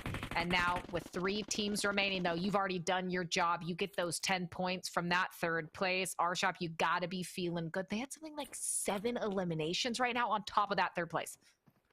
Logi Gaming looking good. The last remaining duo, albeit barely the last remaining duo, Flame crawling to safety potentially. Team 16 is looking nice with that rock position. You see our shop and Boss. Look, these are 3 teams all within the top 6 already. Our shop's team was in 6th place. Boss's team in 1st, and Solaji was in 4th with 24 total points. These are crucial moments, but they've all qualified. They've all got to be feeling good, but they like, for posterity's sakes, might I add, to win this map and take home 1st place potentially in Group B, if not 1st, 2nd at the very least. So it looks like Solaji and Flame are able to get that revive up. They will be the last remaining duo. They will have the player advantage, and everyone's just letting them do so. If you let Flame fully med back up, I mean, they're going to be at full health, and then this should be game, set, match, depending on the circle, and we are inside the final 8th circle. It's going to start closing in towards Sitter, and the question just becomes, who's got the gunny, who's going to hit their shots first, and then also, who stays patient enough to let the first 2 people shoot at each other so you can come in and clean up shop like we've seen multiple times. And this is tough. Bessie Boss all on their own and not necessarily in the best position. They do have terrain on their side in terms of the fact that they're a little lower down. And well, even better if the other 2 teams start fighting against each other. Boss, though, in the storm, just trying to wait it out, saying, you guys can take each other on. I will third party for the win. There is a reason Bessie Boss's team is in 1st place in Group B. You just witnessed it there. What a play to get that win. Flawlessly executed. You had the perfect verticality to work with. That's where low ground wins, is when you have that little lip to work with and you have the meds to get them off in time to heal up, so then you could make the play through the zone. There are only small amounts of time, especially in that 8th circle where it chunks away your health so dramatically, where you can make that play. Flawless executed from Boss. Bessie Boss at the very top for a reason. 43 total points, of course, already after 2 maps, but to be honest, they're going to be up to probably 70, maybe even closer to 75 at the end of that map with another victory. Jukes, we're hype over here. I can only imagine that was fun to watch from the back end as well. Oh, man, dude. First, I started off like this. I was like, Bob, no. But then, you know, saw Boss at the edge, just straight bossing himself up. I mean, that is ridiculous. I mean, we asked, like, hey, what would you do if you were Boss? And I guess, you know, just win the game? Is a good idea. Yeah, just win. Sometimes when in doubt, just win. Just win. What a crazy day. So, I got a question for you both. Do you think Boss is going to make it in to the finals? Okay, I'm not known for my math skills, but I'm gonna take a wild guess and say yes. I think that's if I were a betting man, right? I think I'd put my money on that right there. Crazy performance, dude. Crazy performance from him. Who is going to be in that top 6 though?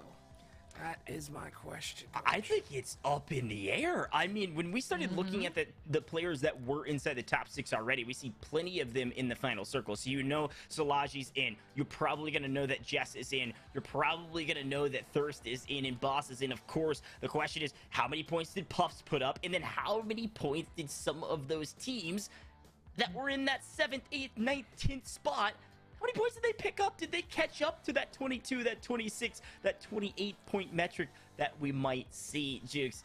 This is a close one. We're going to let the admins do all the math behind the scenes, and we'll be able to bring those up as soon as we can. Jukes, I think we want to bring back up Group A's score really quickly to refresh back over because it was a small view from before. But Jukes, look at where these teams lined up. We knew Dream was dominant, maybe not as dominant as we thought, though. 61 total points and 10 points behind them. Affy at 51. They're moving forward. Icy did make it. I was getting worried there for a moment. Did make it with 36. You go down, Wisp is in, Fallen Moon is in, and then Ruby barely with 26 points. 1 point ahead from 7th. Very well done from Group A. Yeah, well, you said it's going to really be who's got the most points and who's going to come up, you know, in that 7th place position overall in both Group A and Group B. So 25 points from Ulu is what he has. So I'm really kind of keeping an eye on that as well. But man, I mean, remember, everybody watching, of course, all the scores that we're going to see here are unofficial. They will be confirmed and will be posted here, you know, shortly, you know, after this whole thing is said and done. So you guys got to make sure that you're following all the socials, joining the Discords. You got to make sure that you're following these guys as well on Twitter. You know, Goj, Katie, myself, you know. Let's get it going. But I heard it! The scores are ready. Is it time? For Group Group B scores? Here we It's go. about that time. Drum roll, please. Oh, 25 points. So it wasn't as much as it was before. It's because of Boss. Yeah. He soaked up all the points, Coach. That's what I was gonna say. This lobby was so top heavy all the way through, and the last map certainly proved that, right, Boss? And you see Arshop with Thirst making a move all the way to 2nd. You see Flame and Solaji making 3rd. Jess and Nunez at 4th. You know, all the way across the board, our top 3-4 teams were slaying out. Everybody else was kind of left up to their own whims. So that 6th place spot, I thought it would be kind of open for the taking. And J-Star just barely holds on by the skin of their teeth with 25 total points, not having a fantastic showing in that last map 3 because Solaji made sure of it. Man, what a crazy finish. Quan Deadshot didn't make it in there, but Jess definitely popped off. I love to see that here. I mean, it's so crazy when you have one particular player, one team, just go off like that. 72 points in total. Wow. I mean, if they have a Twitter, that should be in their bio, right? That is how it's done. But hey, you know what? The real thing is going to be on the finals on Monday, guys. So remember, mark your calendars. Monday is where it's going to all happen right there. The finals, the live broadcast. It is going to be insane. Someone's going to walk away with $10,000 a piece. That's right. First place, 20 grand. And remember, it's only the community members that are going to be taking home that money. Hey, content creators, they got their own money, you know? This is for the community. It's the Livik Community Cup. The Community Cup. That's right. Guys, any final thoughts here before we sign off? Katie, start with you. No, I'm super proud of all the teams. They played that incredibly well. Boss's team, Jukes, I'm not surprised to see that they had overall, I think on the entire day, the highest score total of anyone. Well deserved. Congratulations to Jess's team as well. I know chat's very excited about that. But no, this has always been a pleasure. Duos was everything that I thought it was going to be. I thought solos was a ton of fun. Duos was that much better. I can't wait to see squads on Monday. Goj, final thoughts? Well, I have a few final thoughts. The first one is, hey, wildcard, Walud, Levely, you're the 13th place team. Now, it's all unofficial on our scoreboard right now, but based on what we've seen, I think it was 25, and 7th in Group B was 20, so where's Waldo? Waldo's going to the finale with Levely. We'll be there on Monday. Walud, look, you guys are so talented. Levely, Walud, you guys popped off the entirety of Group A. Levely, of course, popped up out of their mind, was in the top 15 in the solos portion, so really excited to see that duo hopefully be moving forward into the finale on Monday. But besides that, no, I had a blast. Duos was fast-paced action, maybe even faster-paced than I thought it would be. The team fights were a lot of fun, watching the trades back and forth. I can only imagine squads is going to be maybe a lot of the same, maybe even more, especially I know some of our content creators are going to get a little bit wild. Well, it's going to be absolutely insane. And don't forget, we also are going to have an amazing guest host on Monday. That's going to be none other than Courage himself, the legend, right? Absolute legend in the gaming community. So guys, mark your calendars, set your alarms, do whatever you got to do, you know, set a water ball over your head with a string. I don't know how you guys do it these days, right? Get it all going, and we will see you guys on Monday. See you later.